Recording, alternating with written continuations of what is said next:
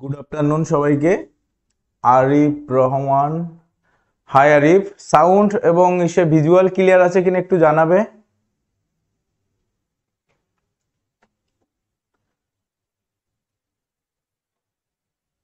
যারা ক্লাসে জয়েন হয়ে গেছো তারা একটুখানি দেখবে যে সাউন্ড এবং ভিজুয়ালটা ঠিকঠাক ক্লিয়ার আছে কিনা। হ্যাঁ,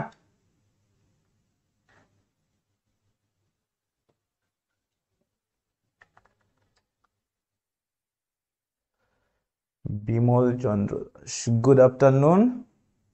আচ্ছা, অল ওকে, স্বরূপ বলছে ও সব ঠিক আছে।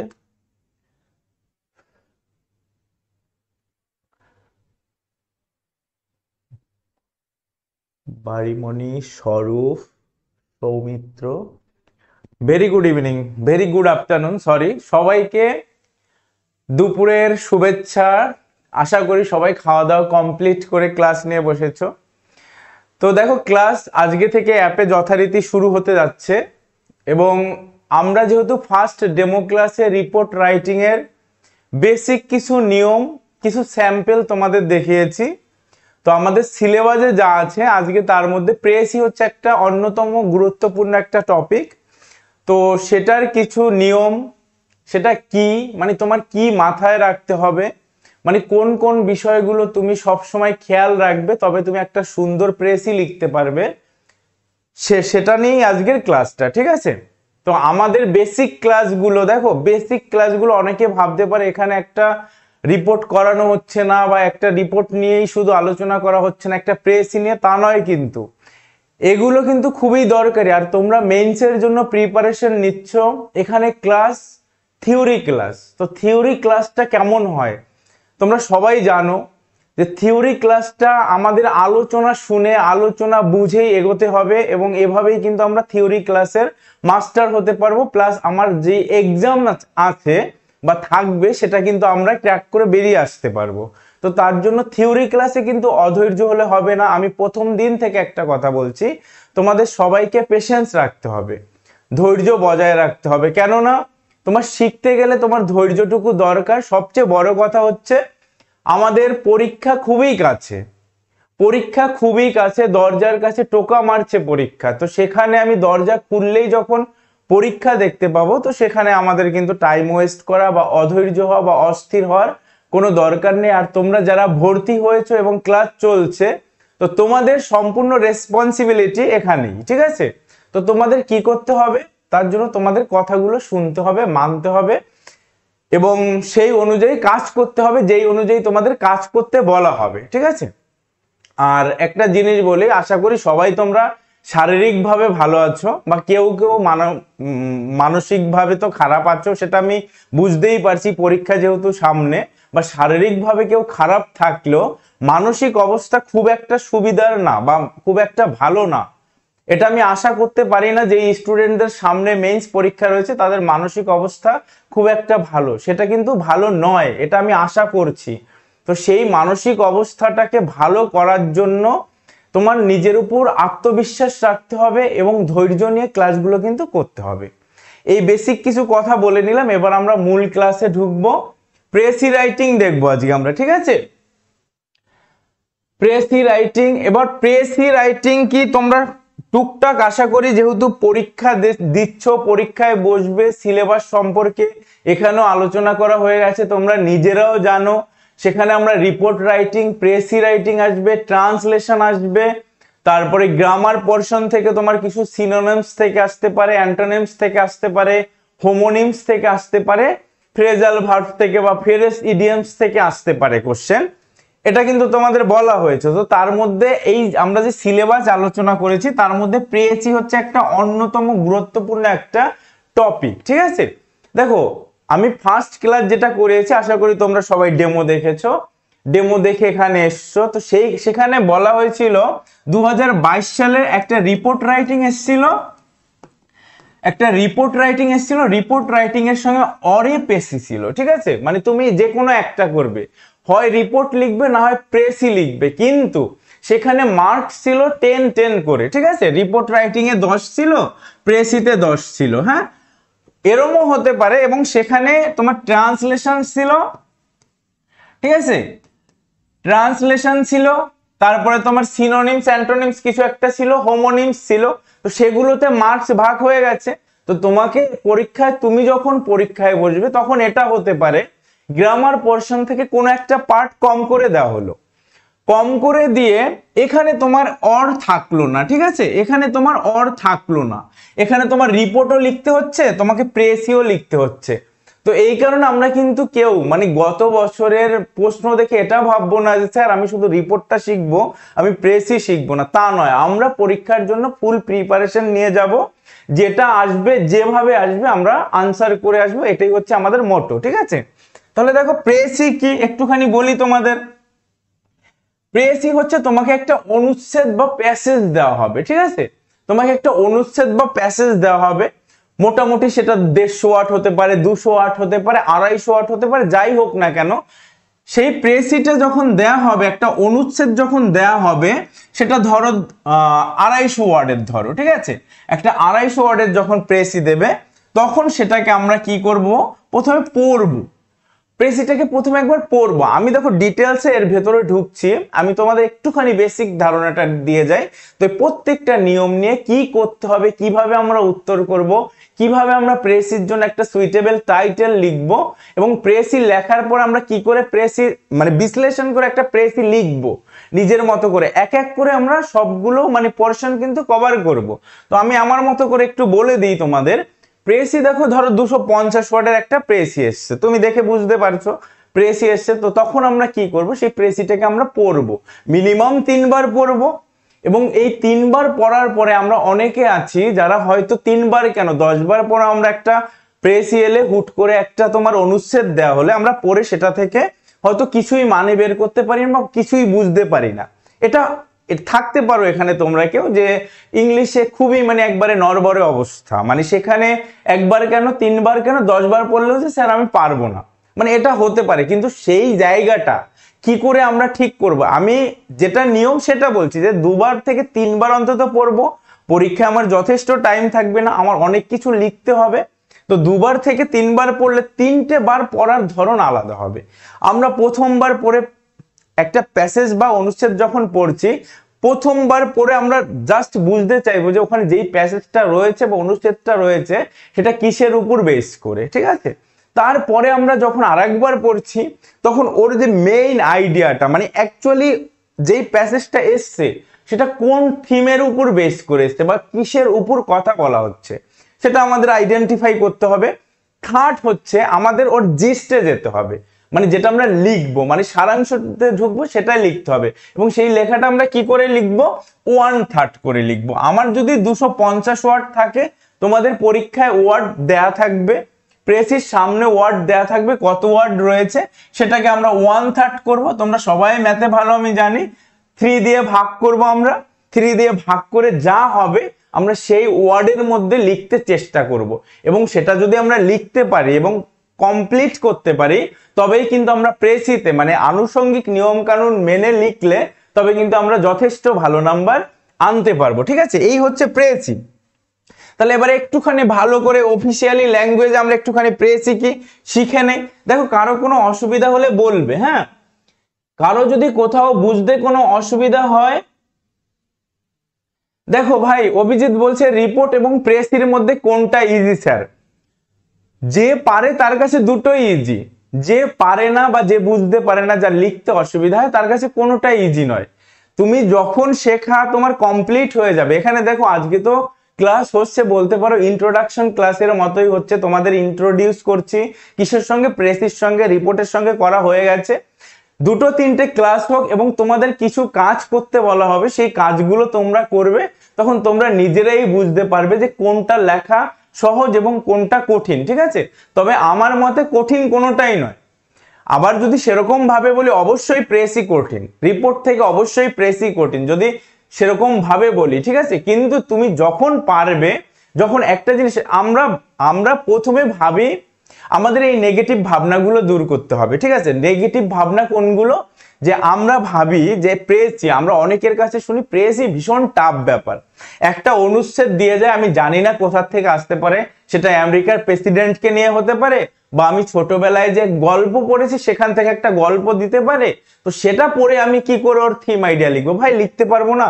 কেন লিখতে পারবো না? ধরো তোমাকে একটা রচনা পড়তে দেওয়া হলো, সেই রচনা বা যে কোনো একটা জিনিস তুমি পড়লে, আমরা আজকে পরীক্ষা দিচ্ছি, মেইনসে বসবো, আমাদের মধ্যে এইটুকু সেন্স থাকবে না যে আমি একটা জিনিস পড়ে সেটার জিস্ট কি হতে পারে আমি এইটুকু বুঝবো না? মানে এতটা মানে ডেপথে ঢোকার ক্ষমতা আমার নেই?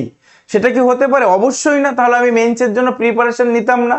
আমি মেইনসের জন্য প্রিপারেশন নিচ্ছি মানে কি আমার মধ্যে কোয়ালিটি আছে, আমার ক্ষমতা আছে, আমি পারবো, এই ব্যাপারটা তোমাদের সবার মধ্যে আছে, যার কারণে তোমরা আজকে এখানে ক্লাস করছো এবং সেইখান থেকেই তোমরা লিখতে পারবে। দেখো কঠিন বলে কিচ্ছু হয় না, প্রত্যেকটা বিষয় তুমি যখন পারবে না, তুমি যখন নিয়ম কানুন জানবে না, যখন তুমি প্র্যাকটিস করছো না, তখন তোমার কাছে সেটা কঠিন হতে পারে। কিন্তু তুমি যখনই প্র্যাকটিস করছো, যখনই অঙ্কের সূত্রগুলো জানছো বা রিজনিং করতে গিয়ে তার নিয়ম কানুনগুলো আমরা শিখছি, তখন আমাদের কনফিডেন্স আসে। তো এখানেও তাই হবে, এটা তো আলাদা কিছু না, একই জিনিস শুধু আমরা আলাদাভাবে শিখি এবং আমাদের দৃষ্টিভঙ্গিটা পাল্টাতে হবে, আমাদের সবকিছুকে গ্রহণ করতে হবে কি হিসেবে, যে আমরা পারবো, আমাদের ক্যাপাসিটি আছে, ক্যাপাবিলিটি আছে, মানে we are able to solve this. ঠিক আছে, এটা হচ্ছে আমাদের মানে মনে রাখতে হবে। আমরা এটা কখনোই ভাববো না যে আমার ইংলিশে খুব খারাপ অবস্থা, আমি পারবো না, এই কটা দিন আমার কি হতে পারে, এটা ভাবলে হবে না।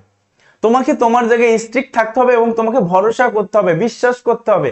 আমি তোমাকে বলছি বা তোমাদের বলছি, তুমি পারবে, তুমি পারবে, শুধু তুমি ক্লাস করো, তুমি থাকো, তারপরে তুমি পরীক্ষা দিয়ে এসে অবশ্যই জানাবে যে তুমি পেরেছো কি পেরেছো না। ঠিক আছে, যাই হোক, দেখো হোয়াট ইজ প্রেসিভ, একদম খোপ কেটে করতে হবে না, আমি সব বলে দেব। আমি তোমাদের কমেন্টসও নেব না। ক্লার্কশিপে কি ইডিয়ামস থাকবে না? নিশিত রঞ্জন সাহা, এটা কি ডেমো ক্লাস? একদম ডেমো ক্লাস নয় সায়ন, অ্যাপে কোনো ডেমো ক্লাস হয় না। ঠিক আছে, ডেমো ক্লাস হয় না, এখানে তুমি যেটা শিখছো সেটাকে প্রথম থেকে শেখানো হচ্ছে, তো সেই ব্যাপারগুলো একটু শিখবে। হ্যাঁ sir, English descriptive translation, precis, report, এই তিনটে শুধু শিখতে হবে। হ্যাঁ, আমরা ডেসক্রিপটিভে ট্রান্সলেশন, প্রেসি, রিপোর্ট এই তিনটে শিখবো এবং তার সঙ্গে সঙ্গে তোমাদের বেশ কিছু হোমোনিমস বা যেই সেন্টেন্স গুলোর সিনোনিমস বা অ্যান্টোনিমস, সেন্টেন্সের মধ্য থেকে তোমায় খুঁজে বের করতে বলা হতে পারে, তার মানে বলতে বলা হতে পারে, সেগুলো আমরা তোমাদের পরীক্ষার আগে সেগুলো দেব, সেগুলোর হয়তো আলাদা করে ক্লাস হবে না, কিন্তু এক্সকিউজ মি, সেগুলো তোমাদের কি করা হবে, দেওয়া হবে। ঠিক আছে, এগুলো নিয়ে একদম টেনশন করবে না। স্পেলিং ভুল হয় ভাই উৎপল, সব ঠিক হবে, সব ঠিক করব আমরা এখানে। তোমরা ভর্তি হয়েছো, আমি একটা কথা শুধু মাথায় ঢুকিয়ে নাও, আমি জানি আজকে তোমরা হয়তো অনেকে পরে টাইম পায় না বা অনেকে হয়রান হয়ে যায়, মানে যত স্টুডেন্ট ফার্স্ট ক্লাসে থাকে বা ভর্তি হয়, পরে তাদের অনেকেই থাকে না বা অনেকে পরে অফলাইনে ক্লাসটা করে নেয়, সেটা হতে পারে। কিন্তু আমি একটা কথা বলি, তোমাদের যা রুলস বা ইনস্ট্রাকশন বলা হবে বা দেওয়া হবে সেটা যদি তোমরা মানো, তোমাদের প্রত্যেকের জায়গাটা কিন্তু অবশ্যই ঠিক হবে এবং ঠিক হতে বাধ্য। আর কি ভুল হচ্ছে না হচ্ছে সেই সব কিছু দায়িত্ব কিন্তু আমাদের। ঠিক আছে, তোমাদের এই জিনিসটা করতে হবে, মাথায় ঢুকে নিতে হবে। স্যাররা বারবার বলছেন যে রেসপন্সিবিলিটি আমাদের, মানে আমাদের। ঠিক আছে, এই জায়গাটা তোমাদের বিশ্বাস রাখতে হবে, তবেই কিন্তু তোমরা এই জায়গাটা ঠিক করতে পারবে, একদম দিশেহারা হবে না। এভারেজ নাম্বার কত পাওয়া যায়? কিসে ভাই কত পাওয়া যায়?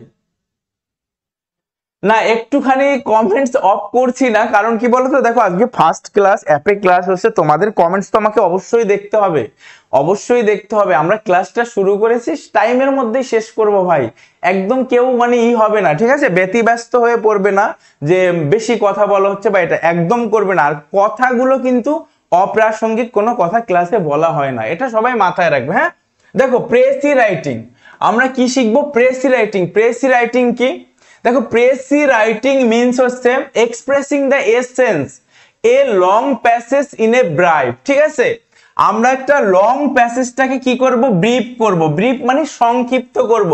আমরা সিনোনিমস, অ্যান্টোনিমস সব পড়েছি, তোমাদের সবাইকে যখন প্র্যাকটিস ক্লাস সেখানে বলা হতো প্রত্যেকটা ওয়ার্ডের মানে জানবে, বুঝে পড়বে, বানান সমেত পড়বে। আজকে বুঝতে পারছো কেন এটা দরকার? এই যে ও স্পেলিং এর কথা বললো, আমি যখন 10টা কোশ্চেন প্র্যাকটিস করাচ্ছি, তুমি কমেন্টস বক্সে তার উত্তরটা লিখছো, তার মানে কি তুমি সেই ওয়ার্ডের বানানটা তুমি তখনই শিখে নিলে, তোমার নতুন করে কিন্তু শিখতে হতো না।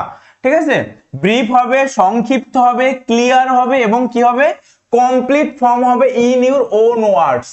মানে তুমি তোমার নিজের ভাষায় নিজের মতো করে লিখবে, পুরো মেইন যেই টোনটা রয়েছে সেটাকে ক্যাচ করতে হবে এবং ক্লিয়ার, পরিষ্কার ভাবে, সম্পূর্ণভাবে। আমি লিখছি একটা অনুচ্ছেদকে সংক্ষিপ্ত করে সারাংশ লিখছি, তো সেই সারাংশটার মধ্যে পুরো অনুচ্ছেদের যেই ইয়েটা পড়েছে, মানে রিফ্লেকশন পড়েছে, সেই ব্যাপারটা আমি যেই ওয়ান থার্ড করে লিখছি তার মধ্যে কি হবে, প্রকাশিত হবে। এটাই হচ্ছে কি প্রেসি। ঠিক আছে, অন্য ভাষায় আমরা কি বলতে পারি, you have to condense the given passage without losing its main idea or meaning। এখন ধরো আমি নিজের ভাষায় লিখছি, আমি পড়লাম, কিন্তু প্যাসেজের যেই মানে বা প্যাসেজ যেটা আমাদের বলছে, আমি সেটার বাইরে গিয়ে, মানে ওর যে ইনার মিনিংস রয়েছে, ওর যে অন্তর্নিহিত একটা মানে বা ওই প্যাসেজটা যে সামগ্রিক একটা অর্থ দাঁড়ায়, সেটার বাইরে গিয়ে আমি লিখলাম, যেটাই ওর নিজস্ব মানে বা নিজস্ব অর্থ কি হয়, বিঘ্নিত হয়, মানে নিজস্ব অর্থ ঠিকঠাক ভাবে প্রকাশ পায় না, তখন কিন্তু সেটা হবে না। তো আমাকে কি মেইনটেইন করতে হবে, আমি যখন প্যাসেজটাকে পড়ছি, প্যাসেজটার থেকে সেন্ট্রাল থিম বা মেইন আইডিয়াটা নিতে হবে, মেইন আইডিয়াটাকে নিয়ে আমার লিখতে হবে এবং অবশ্যই সেটা প্যাসেজের কি করবে, একটা রিফ্লেক্টর হিসেবে কাজ করবে, যেটা পুরো প্যাসেজটার কি করবে, যেই ভাবটা রয়েছে সেই ভাবটা ফুটে উঠবে। ঠিক আছে, সেই ভাবটা ফুটে উঠবে। সিম্পলি আমরা কি বলতে পারি, দেখো শর্ট সামারি। তুমি যখন প্রেসি কি এই কথাটা বুঝে যাচ্ছ, মানে প্রেসি কি এই কথাটা বুঝে যাচ্ছ, প্রেসির মধ্যে কি করতে হবে না সেটা বুঝে যাচ্ছ, এবং প্রেসির মধ্যে কি করতে হবে সেটা যখন তোমার মাথায় স্টিক করছে, তখন কিন্তু তুমি লিখতে অনেকটা ভালো পারবে।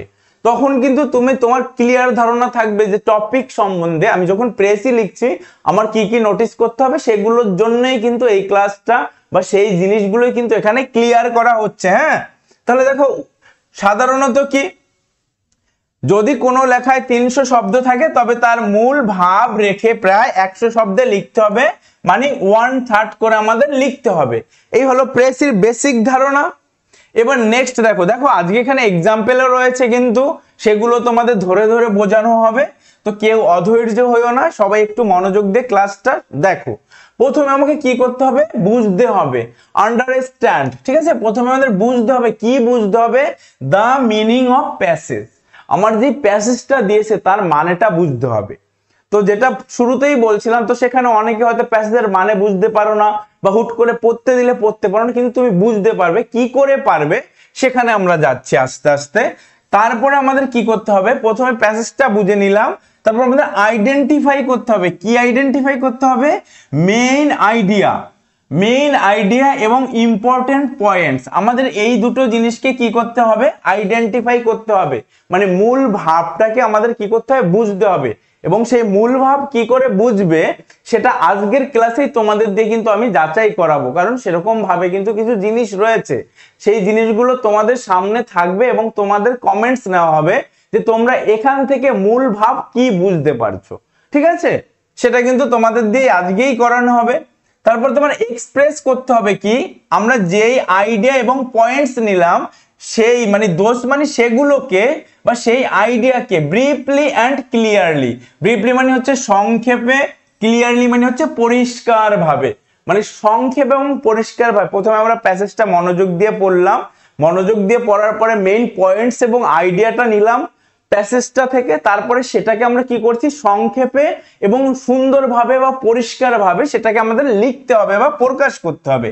তারপরে কি করতে হবে, এই জায়গাটা দেখো, use proper grammar and structure. আমাদের অবশ্যই কি মেনটেন করতে হবে, প্রপার গ্রামার এবং স্ট্রাকচার কিন্তু মেনটেন করতে হবে। আমি স্পোকেন ইংলিশের মতো, বা আমি হোয়াটসঅ্যাপে টেক্সট করি, বা আমি ফেসবুক মেসেঞ্জারে টেক্সট করি কারোর সঙ্গে, যে মানে আমি প্রচুর পারি ইংলিশ, সেরকম ভাবে কিন্তু আমরা করব না। এখানে প্রপার গ্রামার রুলস মেনে কিন্তু আমরা অবশ্যই কিন্তু করব। ঠিক আছে, তাহলে দেখো আমাদের কেন এগুলো পরীক্ষায় লিখতে দেয়? এই ধরো ডাব্লিউবিপি বা পিএসসি মেইনসের জন্য যারা পড়ছো, এখন তোমরা ভাবতে পারো স্যার এগুলো লিখে আমাদের কি হবে?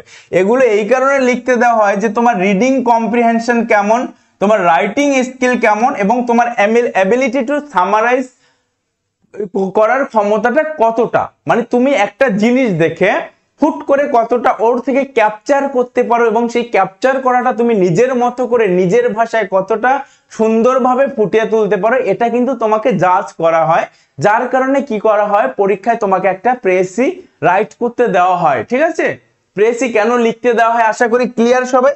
তাহলে তুমি যখন জানো, ধরো তুমি এই 3টে পয়েন্ট জানো, ফার্স্ট পয়েন্ট হচ্ছে তোমার রিডিং কম্প্রিহেনশন চেক করছে, সেকেন্ড পয়েন্ট তোমার রাইটিং স্কিল চেক করছে, থার্ড পয়েন্ট হচ্ছে কি অ্যাবিলিটি টু সামারাইজ লজিক্যালি, মানে যুক্তিযুক্ত ভাবে তুমি কতটা সামারাইজ করতে পারো বা সারাংশ করতে পারো। এই 3টে যখন এক্সামিনার দেখতে চাইছে, তার মানে তুমি জানো তোমায় কি করে লিখতে হবে। এক্সামিনার কি চাইছে, যে আমি প্যাসেজটা কেমন করে পড়তে পারি, আমার রিডিং কম্প্রিহেনশন কতটা, আমি কতটা তাড়াতাড়ি মানে একটা জিনিস ক্যাপচার করতে পারি, তাহলে সেই জিনিসটা তোমাকে ইনক্রিজ করতে হবে। যেহেতু আমি জানি এক্সামিনার আমার থেকে এটা চাইছেন, তো তাহলে আমার এই জায়গাটা বাড়াতে হবে। তিনি কি দেখতে চাইছেন, যে আমার রাইটিং স্কিল কেমন, তাহলে কি অবশ্যই আমাকে গ্রামার রুলস ফলো করে আমাকে কি করতে হবে, লিখতে হবে। তাহলে সেই ব্যাপারটা এক্সামিনার চাইছেন, তাহলে আমার সেই ব্যাপারে প্রস্তুতি নিতে হবে।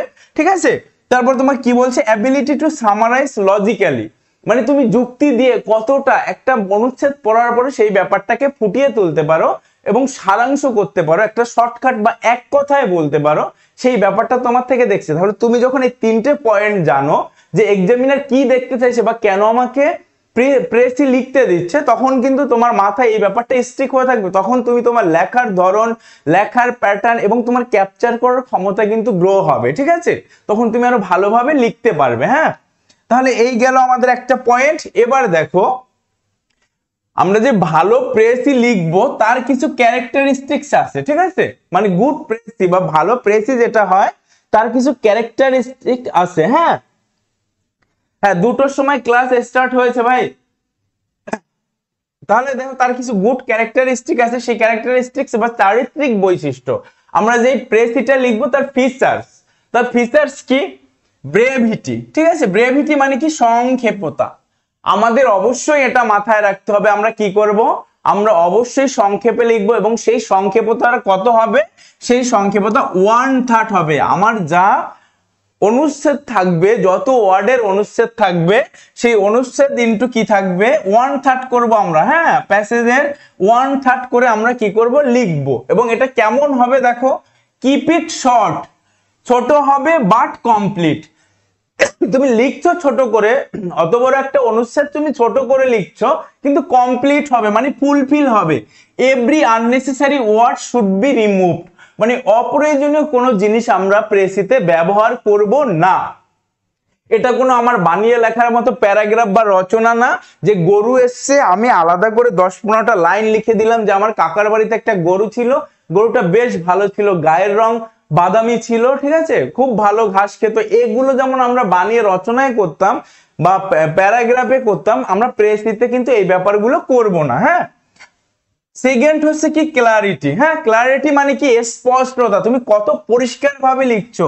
দা meaning should be clear and easy to understand. তুমি যেটা লিখছো, তুমি দেখো প্রথম কথা হচ্ছে তুমি যেটা ফিল করেছো প্যাসেজটা পড়ে তুমি সেটা লিখবে, কিন্তু তুমি যেটাই লিখছো সেটা এমন ভাবে লিখতে হবে সেটা যেন ইজি এবং পরিষ্কার হয়, সহজ এবং তার মধ্যে স্বচ্ছতা থাকে, যিনি পড়ছেন তিনি যেন সহজেই বুঝতে পারেন। তাহলে কি করতে হবে, আমাদের মিনিংটাকে কি করতে হবে, ক্লিয়ার এবং ইজি টু আন্ডারস্ট্যান্ড করে লিখতে হবে, যে বুঝতে সহজ এবং সিম্পল। ঠিক আছে, তারপরে দেখো কোহেরেন্স মানে হচ্ছে কি ধারাবাহিকতা।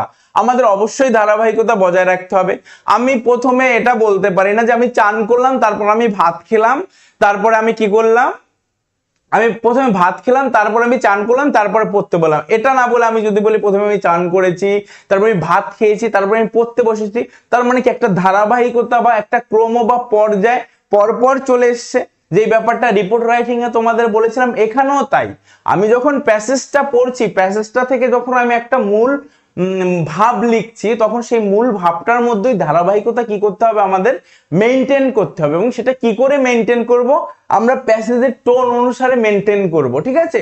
যদি প্যাসেজটা এরকম হয় যে আমরা বন্ধুরা মিলে একটা কোথাও ঘুরতে গেছি, ঘুরতে গিয়ে সেখানে আমরা বিপদে পড়েছি, না প্রথমে একটা বাঘ দেখেছি বা সিংহ দেখেছি, সিংহ দেখে আমরা ভয়ে পালিয়েছি, তারপর সিংহটা গেছে, তারপরে আমরা ফিরে এসেছি। এটা হলো, এটা যখন আমি জিস্ট লিখতে যাচ্ছি বা আমপ্রেসি লিখতে যাচ্ছি, এটাকে যখন সামারাইজ করছি, তখন আমি এটা লিখতে পারি না আমরা প্রথমে পালিয়ে এসেছি, তারপর আমরা জঙ্গলে গেছি, তারপর আমরা সিংহ দেখছি, তাহলে কিন্তু কি হচ্ছে, ধারাবাহিকতা নষ্ট হচ্ছে। তো এই ধারাবাহিকতা নষ্ট ব্যাপারটা কিন্তু আমরা প্রেসির মধ্যে করতে পারবো না। একটার পর একটা যেটা পর্যায়ক্রমে আসবে সেরকম ভাবেই কিন্তু আমরা লিখবো, এবং অবশ্যই সেটা আমাদের নিজের ভাষায় সহজ, সুন্দর এবং পরিষ্কার করে লেখার চেষ্টা করবো। হ্যাঁ, তারপরে দেখো অবজেক্টিভিটি। অবজেক্টিভিটি হচ্ছে নিরপেক্ষতা। রিপোর্ট রাইটিং ও তোমাদের বলা হয়েছে যে নিরপেক্ষভাবে লিখতে হবে, এখানেও তাই, তোমাকে কি করতে হবে, নিরপেক্ষভাবে লিখতে হবে। তুমি কোনো পার্সোনাল ওপিনিয়ন অর ইমোশন, ঠিক আছে, পার্সোনাল ওপিনিয়ন বা ইমোশন দিতে পারো না। তুমি যখন একটা প্যাসেজ পড়ছো, সেই প্যাসেজটা হয় কোনো বই থেকে নেওয়া বা কোনো রাইটারের থেকে নেওয়া বা কোনো জায়গা থেকে নেওয়া, সেখানে তোমার রাইটার বা ন্যারেটর যেই প্যাসেজটা বর্ণনা করেছে সেখানে তুমি পার্সোনাল ওপিনিয়ন দিতে পারো না। সেখানে তোমার কি হতে হবে, অবজেক্টিভিটি বজায় রাখতে হবে। মানে কি, তোমাকে নিরপেক্ষ হতে হবে, কোনো পার্সিয়ালিটি সেখানে চলবে না, ঠিক আছে, পার্সিয়ালিটি চলবে না সেখানে। তারপরে দেখো, তারপর তোমার অ্যাকুরেসি, যথার্থতা ঠিক করতে হবে। তোমাকে never distort and change the meaning of the passage. আমি প্যাসেজের সামারাইজ করছি কিন্তু তার আমি মানেই পাল্টে দিচ্ছি, তাহলে কিন্তু তোমার সেটা গুড প্রেসে হবে না। তাই এবং সেই প্রেসেতে তুমি নাম্বার পাবে না। তোমার মনে হতে পারে আমি লিখে এসেছি, বাট তুমি কিন্তু নাম্বার তখন পাবে না। তারপর দেখো সিম্পলিসিটি। সিম্পলিসিটি হচ্ছে সহজ ভাষা। তোমায় কি করতে হবে, সিম্পল ডিরেক্ট ইংলিশ ব্যবহার করতে হবে। নো ডেকোরেটিভ অ্যান্ড পোয়েটিক ওয়ার্ডস ব্যবহার করা যাবে না। আমি একটা বাংলায় উদাহরণ দেই, তাহলে তোমরা ভালো বুঝতে পারবে, ঠিক আছে।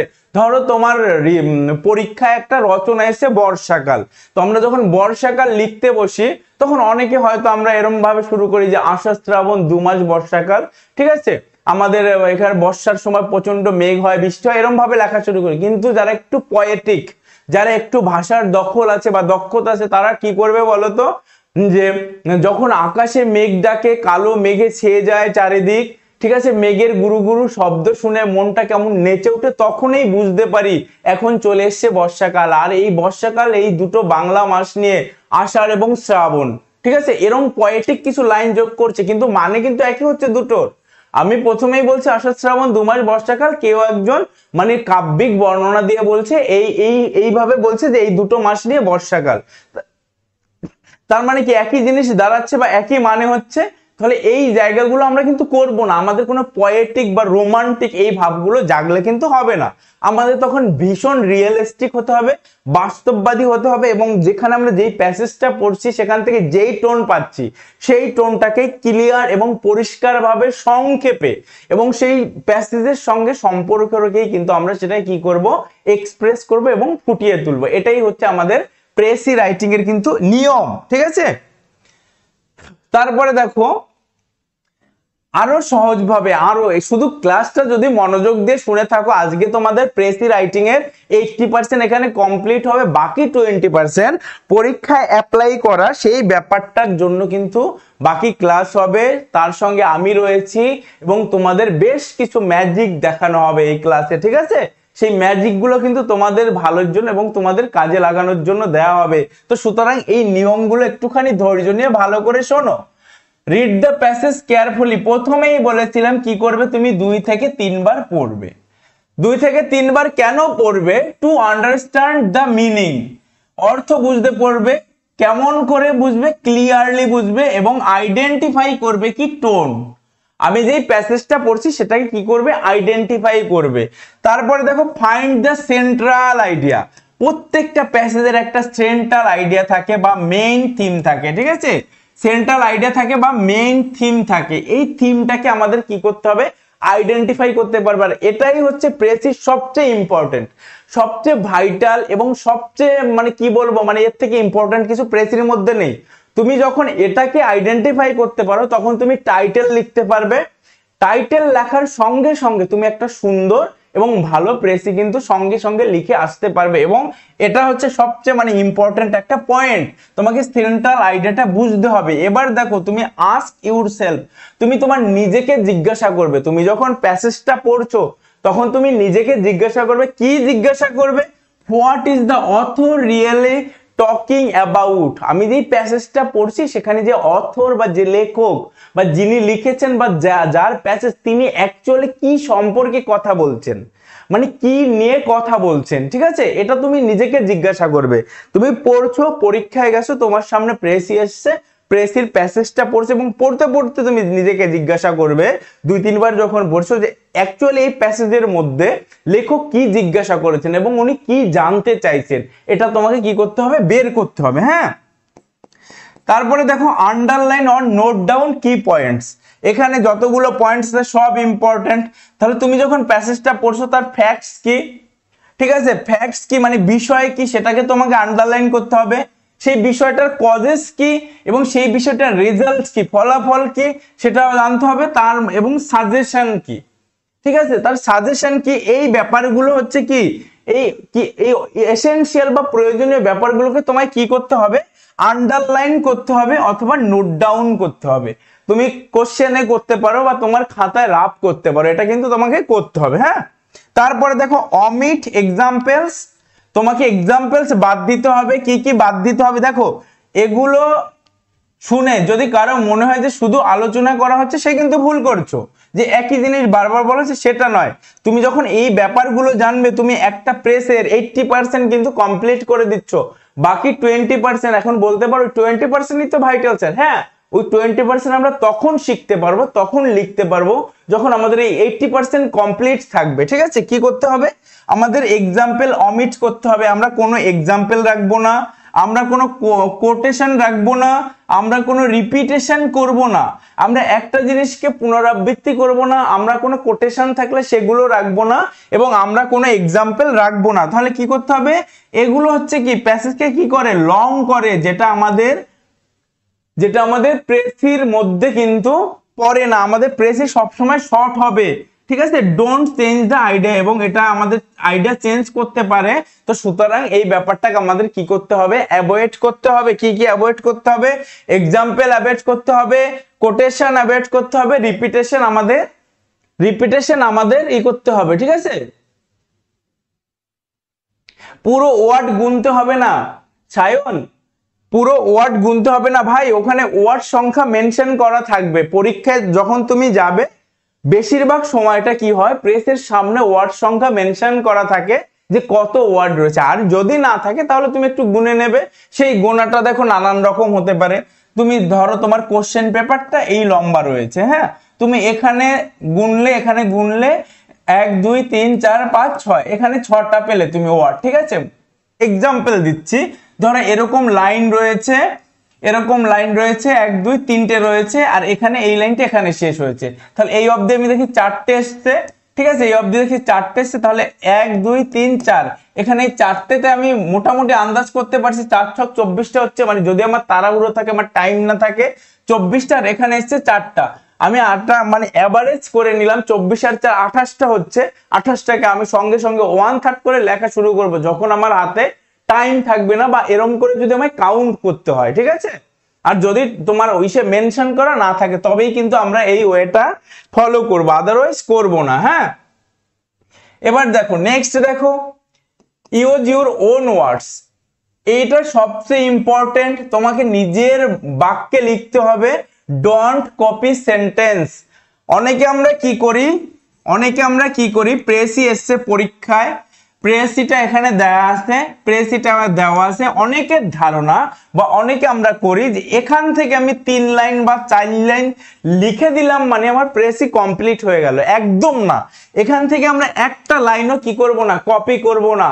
আমি একটা লাইন যদি কপি করি, সেই লাইনটাকে কি করব, আমি আমার নিজের ভাষায় করে নেব।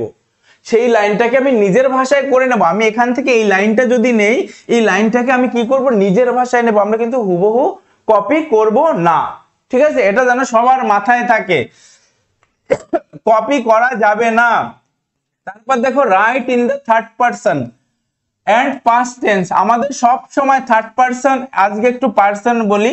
আমি ডেমো ক্লাসে পারসনটা আমার মনে হয়নি বলা উচিত, আমার মনে হয়েছে সবাই জানে, তো এখানেও মনে হয় সবাই জানে, কিন্তু তাও আমি একবার পারসনটা তোমাদের বলে দিই। থার্ড পারসন কি? পারসন তিন প্রকার, একটা হচ্ছে ফার্স্ট পারসন, একটা হচ্ছে সেকেন্ড পারসন, আর একটা হচ্ছে কি থার্ড পারসন। তাহলে এখানে কি বলা হয়েছে? এখানে বলা হয়েছে যে right in the third person. আমাদের কাকে ফলো করে লিখতে হবে? থার্ড পারসন কে। ফার্স্ট পারসন কারা? আমি, আমরা। সেকেন্ড পারসন কারা? তুমি, তোমরা। ঠিক আছে, সেকেন্ড পারসন হচ্ছে তুমি, তোমরা। এগুলো বাদ দিয়ে যা আছে সেগুলো সবই হচ্ছে কি আমাদের থার্ড পারসন। এটা মনে রাখবে। ফার্স্ট পারসন আমি, আমরা, সেকেন্ড পারসন তুমি, তোমরা। আমি, আমরা হচ্ছে আই, উই, তুমি, তোমরা হচ্ছে ইউ, ইওর। আর থার্ড পারসন হচ্ছে কি, এগুলো বাদ দিয়ে যা আছে সবই হচ্ছে থার্ড পারসন। ঠিক আছে, তাহলে এই থার্ড পারসনকে ফলো করে আমরা কি করে লিখবো, এবং হচ্ছে আমাদের কোন টেন্স ফলো করব সাধারণত বা সচরাচর কোন টেন্স ফলো করে লিখবো? Of course past tense. ঠিক আছে, আমরা টেন্স পড়েছি, টেন্স তিন প্রকার, টেন্স পড়েছি, টেন্স তিন প্রকার। প্রথম হচ্ছে প্রেজেন্ট টেন্স, বর্তমান কাল। প্রেজেন্ট টেন্স হচ্ছে বর্তমান কাল। তারপরে কি পড়েছি? Past tense. পাস্ট টেন্স হচ্ছে কি অতীত কাল। আর একটা পড়েছি কি ফিউচার টেন্স। ঠিক আছে, আর একটা পড়েছি ফিউচার টেন্স। তাহলে আমরা কোন টেন্সে লিখবো? এই তিনটে টেন্সের মধ্যে পাস্ট টেন্সে। আমরা কিসে লিখবো? পাস্ট টেন্সে লিখবো। তোমার মাথায় যখন এই আইডিয়া গুলো থাকবে তখন কিন্তু একটা প্রেসে কিন্তু তুমি লিখতে পারবে, এবং যখন তোমার প্র্যাকটিস করা অভ্যাস হবে এবং তোমাকে যেই নিয়ম এবং যেই রুলস গুলো ফলো করতে বলা হবে সেগুলো যদি তুমি করো, সেগুলো যদি তোমার জায়গায় সৎ থেকে তুমি করো, অবশ্যই কিন্তু তুমি একটা পরীক্ষায় একটা সুন্দর প্রেসে কিন্তু অ্যাটেন্ড করে আসতে পারবে। সেই প্যাসেজ যেখান থেকে আসুক বা যাই আসুক, ঠিক আছে, পৃথিবীর যেখান থেকে যেই প্যাসেজ তুলে দিক না কেন। তারপর দেখো মেইনটেইন দ্য অথরস টোন। এই ব্যাপারটাই সিরিয়াস হতে হবে। দেখো এই যে অ্যাভয়েড করতে হবে আমাদের কি, আই অ্যাভয়েড করব, উই অ্যাভয়েড করব, ইউ করব। তাহলে আমরা ইউজ করব কি থার্ড পারসন, যেমন হি, দে, ইট, এগুলোকে আমরা ইউজ করব। আর মেইনটেইন করতে হবে কি অথরস টোন, সেটা হচ্ছে ইফ সিরিয়াস। অথর যদি সিরিয়াস হয়, অথর সিরিয়াস হয়, আমরা কি করে বুঝবো যে অথর সিরিয়াস? আমরা এভাবে বুঝবো, আমরা যখন প্যাসেজটা পড়বো সেটা যদি সিরিয়াস কোনো ম্যাটারের উপর ফোকাস করা হয় তবে আমরা কি বুঝছি সেখানে অথর এখানে সিরিয়াস। তাহলে আমাকে লিখতে হবে কি অ্যাজ সিরিয়াস ওয়েতে লিখতে হবে, আমিও সিরিয়াসলি লিখবো। আবার যদি দেখি অথর হচ্ছে ফ্যাকচুয়াল, একটা বিষয়কে শুধু ফুটিয়ে তুলছে, তখন আমার শুধু ফ্যাক্টটা তুলে ধরতে হবে। ঠিক আছে, তখন আমাকে ক্যাজুয়ালি কি করতে হবে? ফ্যাক্টটাকে তুলে ধরতে হবে। হ্যাঁ, তারপরে দেখো prepare a rough draft first then revise. তোমাকে প্রথমে একটা ফার্স্ট ড্রাফট বানাতে হবে, রাফ ড্রাফট। ঠিক আছে, রাফ ড্রাফট মানে হচ্ছে কি যে আমি যে এই যে এখানে আমার প্যাসেজটা এসছে, এই প্যাসেজটাকে আমি কি করছি, এখানে একটা রাফ ড্রাফট করছি। আমার মনে হচ্ছে এই সেন্টেন্সটা ইম্পর্টেন্ট, এই সেন্টেন্সটা আমি আমার মতো করে লিখলাম। তারপরে এটা মনে হচ্ছে ইম্পর্টেন্ট, বা এই এর যে সেন্ট্রাল থিম বা মেইন আইডিয়া সেটা আমি আমার মতো করে বুঝে নিয়েছি, সেটাকে আমি একটা রাফ ড্রাফট করছি। ঠিক আছে, এই রাফ ড্রাফটটাকে আমার কি করতে হবে? একবার গ্রামার ঠিক আছে কিনা এটা চেক করতে হবে, স্পেলিং দেখতে হবে, এবং ফ্লোটা ঠিক আছে কিনা, ক্রম বা ধারা বজায় রেখেছে কিনা, এই ব্যাপারগুলো কিন্তু আমাদের দেখতে হবে। ঠিক আছে, শর্ট অবশ্যই শর্ট করবে এবং মিনিংফুল, এবং শর্টটা হচ্ছে 1/3। মিনিংফুল টাইটেল দিতে হবে, তোমার অবশ্যই একটা মিনিংফুল টাইটেল। উইদাউট টাইটেল কিন্তু তুমি প্রেসেতে নাম্বার পাবে না। ঠিক আছে, এই টাইটেলটা কি করে দেখো, এই টাইটেলটা রিফ্লেক্টর হিসেবে কাজ করে যে এই কোর মেসেজ, একটা আমি যে প্যাসেজ পড়ছি, আমি যেই প্যাসেজটা পড়ছি এই প্যাসেজটার মানে কোর মেসেজ মানে মেইন আইডিয়াটা কি বা মেইন থিমটা কি। ঠিক আছে, এই মেইন থিমটা কি করে? রিফ্লেক্ট করে। কে রিফ্লেক্ট করে? এই টাইটেল রিফ্লেক্ট করে। তাহলে এই টাইটেল লেখাটাও কিন্তু ইম্পর্টেন্ট। যদি পরীক্ষায় 10 থাকে প্রেসিতে, পরীক্ষায় 10 থাকে প্রেসিতে, তুমি যদি টাইটেল ঠিক করে লিখতে পারো সেখানেই তুমি মোটামুটি 2 থেকে 4 নাম্বার পেয়ে যাচ্ছ, যদি সুন্দর টাইটেল লিখতে পারো এবং সেটা মানে প্যাসেজের মানে অনুসরণ করে এবং তার সেন্ট্রাল আইডিয়াটা ওই টাইটেলের মধ্যেই প্রকাশ পায়। ইভেন তারপরে তুমি কিছুটা লিখলেই কিন্তু 10 থাকলে তুমি সেখানে 8-9 তোমাকে দিতেই পারে, যিনি খাতা দেখবে। না দেওয়ার কিচ্ছু নেই, তাই না? কারণ নাম্বার তো তোমাকে দেওয়ার জন্যই উনি বসে আছেন। তারপরে দেখো কিপ দ্য লেন্থ 1/3, এ তো বললাম প্রথম থেকেই। তাহলে এই হয়ে গেল আমাদের। এবার দেখবো স্ট্রাকচারটা দেখে আমরা প্রেসির একটা এক্সাম্পল করব, তারপরে একটা নিয়ে তোমাদের সঙ্গে কিন্তু আলোচনা করা হবে। ঠিক আছে, তারপরে আমাদের একসঙ্গে কিন্তু কি করা হবে, আলোচনা করা হবে। দেখো স্ট্রাকচার এবং ফরম্যাটটা একবার দেখে নাও। প্রেসির অ্যান্সার জেনারেলি 3 পার্টস হয়। প্রথম পার্টসের টাইটেল, সেটা কেমন হবে, শর্ট হবে, প্রিসাইজ হবে, এন্ড কি হবে, রেলিভেন্ট হবে, মানে কি প্রাসঙ্গিক হবে, মানে অবশ্যই সংক্ষিপ্ত হবে, সামারাইজ হবে, এবং সেটা কি হবে, সংক্ষিপ্ত হবে। কিসের সঙ্গে, মানে কিসের প্রাসঙ্গিক হবে, সেটা আমাদের যে প্যাসেজটা পড়ছি আমরা তার, ঠিক আছে। তারপরে আমরা কি লিখবো, মেইন বডি লিখবো বা সামারি বা প্রেসি লিখবো, যেটা আমাদের লিখতে বলা হয়েছে। রাইটিং ইন প্যারাগ্রাফ ফর্ম, একটা আমরা প্যারাগ্রাফ ফর্মে লিখবো। আর প্যারাগ্রাফ ফর্ম কোনটা, যাতে শুধু একটাই প্যারা থাকে। প্যারাগ্রাফে কিন্তু একটাই প্যারা থাকে। তো প্যারাগ্রাফ যখন আমরা লিখবো, আমরা একটা প্যারা যখন কমপ্লিট করি, এই প্রেসিটাও যখন লিখবো সেটাও কিন্তু আমরা একটা প্যারার মধ্যে লিখবো। এবং অবশ্যই সেখানে কি থাকবে, অবশ্যই সেখানে কি থাকবে, দেখো কন্টেন্টস অনলি মেইন আইডিয়া। আমরা যে একটা প্যারাগ্রাফ লিখবো, একটা প্যারাগ্রাফ যে লিখছে, এই প্যারাগ্রাফটার মধ্যে কি থাকছে, শুধু মেইন আইডিয়াটাকে আমাদের কি করতে হবে, ফুটিয়ে তুলতে হবে এবং প্রকাশ করতে হবে। হ্যাঁ, তারপর দেখো লেন্থ 1/3। আমি বারবার কেন বলছি, অনেকে একবার শুনলে হয় না। আমি যেটা শুরুতেই বলছিলাম যে আমার বা তোমরা যারা পরীক্ষা দেবে, তোমরা শারীরিকভাবে ভালো থাকলেও মানসিকভাবে যে সবাই খুব একটা ভালো আছে সেটা কিন্তু নও। তো এই সিচুয়েশনে বা সবে ক্লাস শুরু হয়েছে, হয়তো তোমাদের বিশ্বাস বা ভরসার জায়গাটা এখন আসেনি, তো সেই জায়গা থেকে মনের অস্থিরতা যাতে দূর হয় এবং দূরীভূত করার জন্য তোমাদের বারবার বলা হচ্ছে, একই জিনিস কখনো রিপিট হতে পারে, সেই জিনিসটা বারবার বলা হচ্ছে যাতে করে তোমরা ক্যাচ করতে পারো, মানে এমন শারীরিক অবস্থা বা মানসিক কন্ডিশনের মধ্যেও, যার কারণে একই জিনিস কিন্তু বারবার তোমাদের কোথাও কোথাও ফুটিয়ে তোলা হচ্ছে বা বলা হচ্ছে। প্যাসেজটাকে 1/3 করে লিখতে হবে এবং ব্যালেন্সড হতে হবে এবং প্রপোর্শনেট হতে হবে। প্রপোর্শনেট মানে কি, আমার যেটা প্যাসেজ থাকবে তার আমাকে 1/3 করেই কিন্তু সুন্দর করে লিখতে হবে, ঠিক আছে। এইবার দেখো, এটা একটা ভীষণ ইম্পর্টেন্ট একটা নোটস, এটা সবাই মাথায় রাখবে। যেটা আমি বললাম বর্ষাকাল রচনার কথা দিয়ে, তুমি কখনোই তোমার প্রেসিটা শুরু করবে না দা অথর সেজ, ঠিক আছে। আমি ধরো এই অথরের কথা বললাম, আমরা যার প্যাসেজ বা অনুচ্ছেদটা পড়ছি তিনি লিখেছেন, বা আমি লেখা শুরু করতে গিয়ে বললাম এটা তো অমুকে লিখেছেন, তো আমি বলি যে রবীন্দ্রনাথ ঠাকুরের কোন একটা কিছু থেকে কিছু দিয়ে দিয়েছে, সেটাকে আমাকে লিখতে বলেছে, যে রবীন্দ্রনাথ ঠাকুর বলেছেন বা লেখক বলেছেন বা কবি বলেছেন এর মধ্যে এটা, অথবা দিস প্যাসেজ টেলস অ্যাবাউট, অথবা এই অনুচ্ছেদটা আমাদের বলে। কারণ কি বলেছে, এই অনুচ্ছেদটা আমাদের বলে, আমরা চলে এসেছি, এগুলো আমরা কি করব না, ব্যবহার করব না, আমরা সবসময় কি করব, থার্ড পারসন ইউজ করব, ঠিক আছে।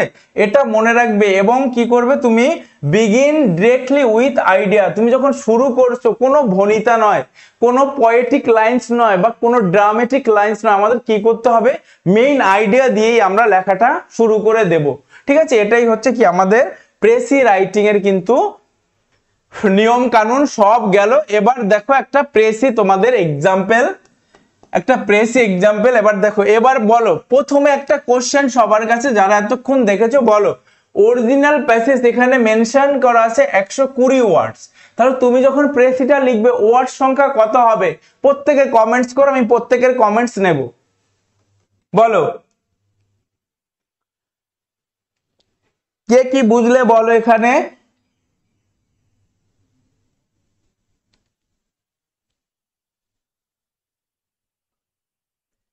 120 ওয়ার্ড আছে, বলো কে। পাপন, অভিজিৎ, বঙ্কিম, আব্দুল্লাহিল ইজাজ, সায়ন বলছে 40, স্বরূপ 40, সুরজিৎ, প্রত্যেকে বলবে। উৎসব বলছে 40 হবে, অ্যাপ্রক্স 40, বা ওর কথাটা ঠিক আছে, ওটা একটুখানি কম হলে কিচ্ছু হবে না, 40 হলে তো অবশ্যই ঠিক হবে, 40 থেকে একটু বেশি হলে কিচ্ছু হবে না। সবাই ঠিক বলছো। কারো কোনো কনফিউশন আছে কি হবে, একদম তাই। অজিত সিং, বিজন, সায়ন, অমিত, একদম তাই। তাহলে আমাদের এখানে 120 আছে, এটাকে আমরা 1/3 করার পরে কত হয়ে গেছে, 40 হয়ে গেছে। তাহলে আমাদের 40-এ লিখতে হবে। এবার প্যাসেজটা তোমরা একবার একটুখানি দেখো, একটুখানি চোখ বোলাও। তোমাদের এখান থেকেই তোমাদের ধরো ক্লাস শুরু, কোনো ডেমো ক্লাস নয় কিন্তু এটা। মিঠুন, তরুণ, উজ্জ্বল, ভেরি গুড। প্রণয়, অমিত, হ্যাঁ একদম এরকম। আর প্রত্যেকে ক্লাস করবে, কেউ যদি খুব এমার্জেন্সি হয়, যেই টাইমে ক্লাসটা হচ্ছে তোমাদের না থাকতে পারো, তোমরা কিন্তু অবশ্যই ঠিক আছে ক্লাসটা করে রাখবে, একদিনও ক্লাস কেউ জমিয়ে রাখবে না।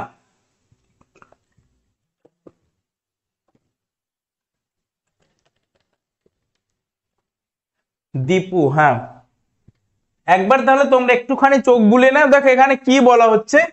আমাদের পরীক্ষায় ধরো এটা এসছে, কি লেখা আছে, ইন মডার্ন টাইমস, ঠিক আছে, ইন মডার্ন টাইমস আধুনিক সময়ে machines have become an essential part.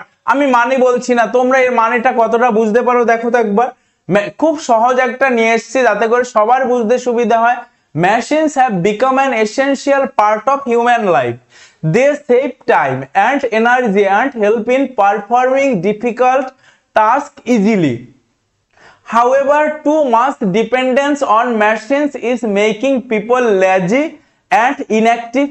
Physical work has reduced, and this has led to many health issues such as obesity and diabetes. Therefore, while machines are necessary for progress, humans must not forget the importance of manual effort and physical activity to maintain a health and balanced life. এটা যদি পড়ে থাকো, এটা পড়ে থাকলে এবার তোমরা বলো, আমি যদি বাংলা মানেটা বলে দেই, বাংলা মানেটা বলে দিই, তোমরা একটুখানি বলো যে মানে এটা থেকে কি থিম পেলে বা কি বুঝতে পারলে, মানে শর্টকাটে কিন্তু বলা যায়। আমি যেটা বললাম প্রথমেই আমাদের 40 ওয়ার্ডে লিখতে হবে, তো 40 ওয়ার্ডে যদি আমরা লিখি সেখানে 3-4টে সেন্টেন্স হবে বড় জোর, তাও ছোট ছোট সেন্টেন্স, তাহলে সেখান থেকে একটা মেইন একটা কথা বা মেইন একটা টাইটেল কিন্তু আমরা বলতেই পারি যে কি বোঝাচ্ছে এখানে, তাহলে সেই ব্যাপারটা কি বলতে পারবে কেউ? ইম্পর্টেন্স অফ মেশিন বলছে, দেবাঞ্জন বলছে মেশিন ইমপ্লাইজ হিউম্যান, বা ভেরি গুড। আর কেউ, আর কেউ? তবে ইম্পর্টেন্স অফ মেশিন এই ব্যাপারটা বললে ঠিক আছে, আমি বলছি সবারটায় যাব। Use of machine, pros and cons, title হবে কি প্রণয় বলছে। আর বাকিরা বলো, আমি বলছি, আমি সবারটায় যাচ্ছি, বলো এটা টাইটেল কি হতে পারে যারা যারা পড়ছো। আর সুমিত চক্রবর্তী, আর কে বলবে বলো? আর কারো মাথায় কিছু আসছে? প্রত্যেকে কিন্তু ঠিক বলছো, বলো আর কারো মাথায় কিছু আসছে কি? তাহলে একটুখানি নিজেরা ট্রাই করো। দেখো প্রথম দিন থেকে কিন্তু আমরা শুরু করছি এবং সেই জায়গাটা কিন্তু আমাদের inclusion of machines in human life, machines in human life, machines and humans depends on machines, machines of human life, effectives of the machines. বা আর বাকিরা প্রত্যেকে এই এনার্জিটা রোজ দিন সবার মধ্যে চাইবো কিন্তু, effects of machines in human life বা এফেক্টিভনেস অফ দ্য মেশিনস। বা ভেরি গুড স্বরূপ। আর কেউ বলো?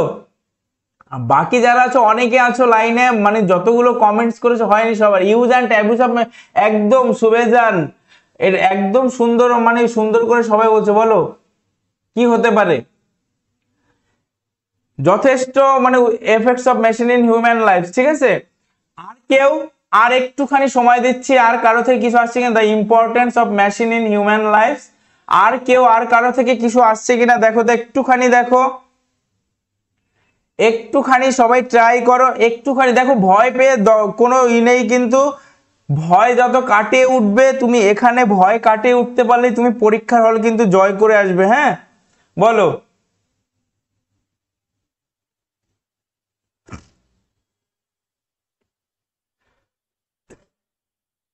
প্রত্যেকে machines dependency of human life, machine effects in human life.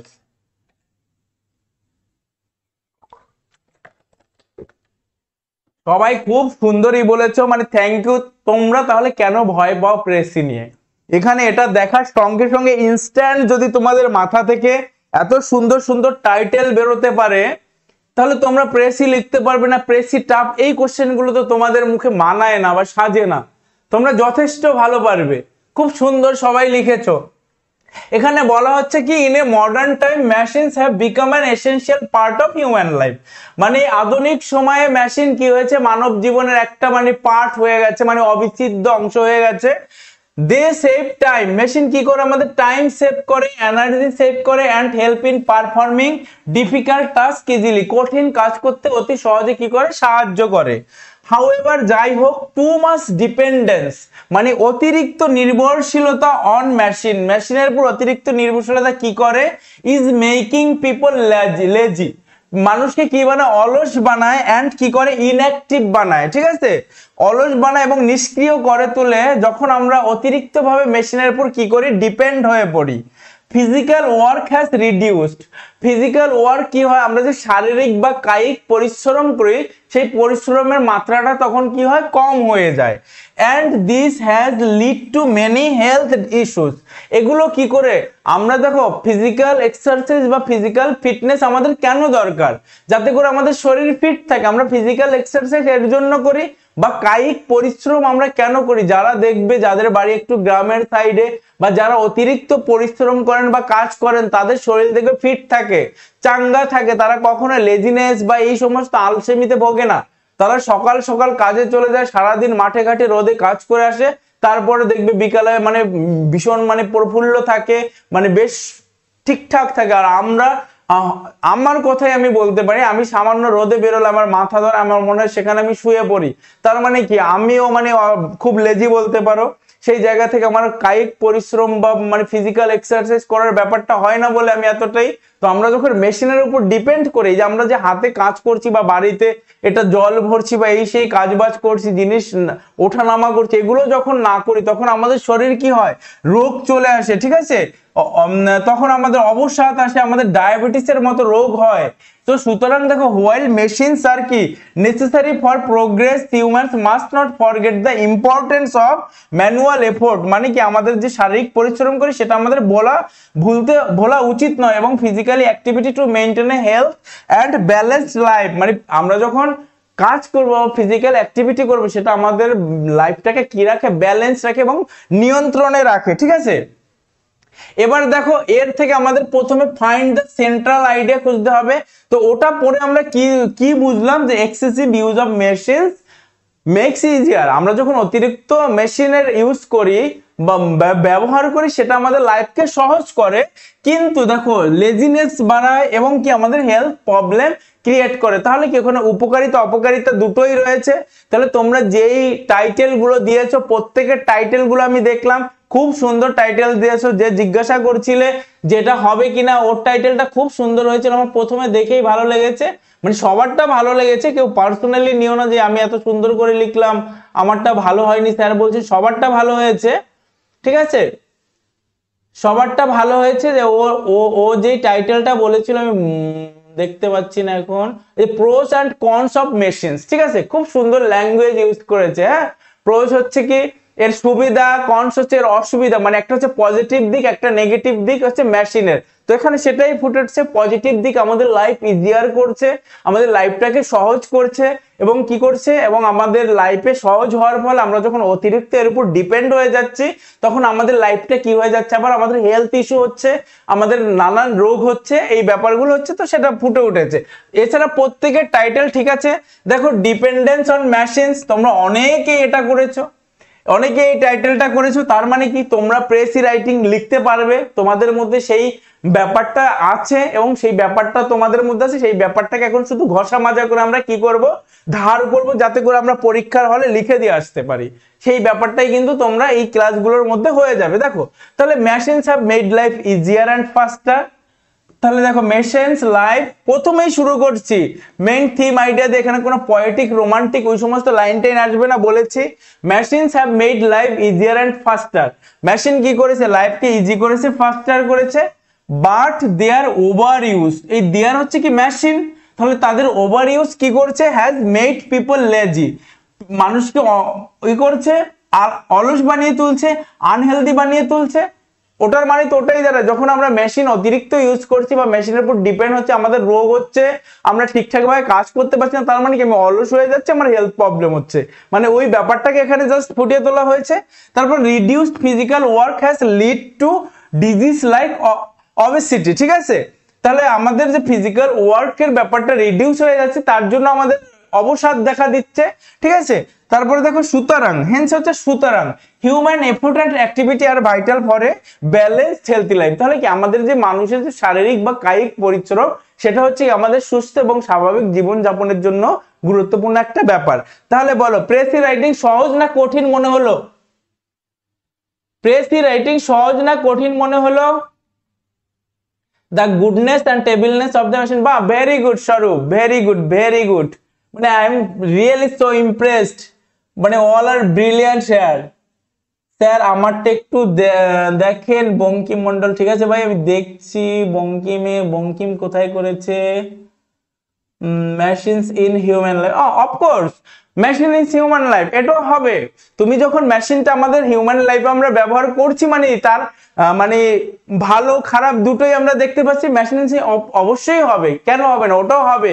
আমি তো দেখলাম কেউ ভুল কিচ্ছু করনি, ঠিক আছে, কেউ ভুল কিচ্ছু করনি, আমি প্রত্যেকটা দেখেছি ইজি। এবং এই ইজি এটা দেখে এখন কেউ ভাববে না যে স্যার আপনি যেটা দিয়েছেন এটা ইজি, পরীক্ষা আছে সেটা ইজি না, সেটা আমরা বুঝতে পারি না। সবাই ভাববে পরীক্ষায় যেটা আসবে সেটা এর থেকেও ইজি।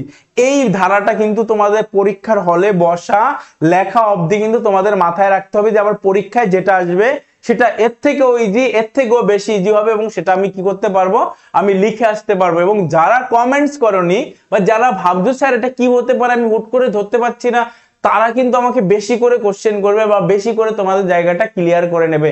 আমি জানি হয়তো কিছু জন কমেন্টস করেনি বা কিছু জন বুঝতেই পারছো না যে স্যার আমি এর টাইটেল কি লিখবো, বা আপনি যা বলছেন আমার মাথার উপরে আমি বুঝতে পারি। ভাই আমি আছি, আমি শুধু ওরা কমেন্টস টাইটেল করতে পেরেছে তার জন্য ওদের সঙ্গে আছি তা নয়, যে পারোনি তার জন্য আমি সবার আগে আছি, এবং ওদের সঙ্গে তো আছি, আমি সবার সঙ্গে আছি। কিন্তু যে পারোনি তাকে আমার বেশি দরকার। তুমি কিন্তু অবশ্যই কমেন্টস করবে যে করোনি, আমি বলে দিলাম, ঠিক আছে। যারা আমার আগে ক্লাস করেছে তারা জানো, এ কিন্তু মানে তোমার আমাদের পেইড বেসে ক্লাস হচ্ছে, এখানে কিন্তু তুমি ভাবতেই পারবে না তোমার বাড়িতে উঠে যাব, ঠিক আছে, যদি কেউ ফাঁকি দাও সেখানে গিয়ে কিন্তু তোমাকে ধরা হবে।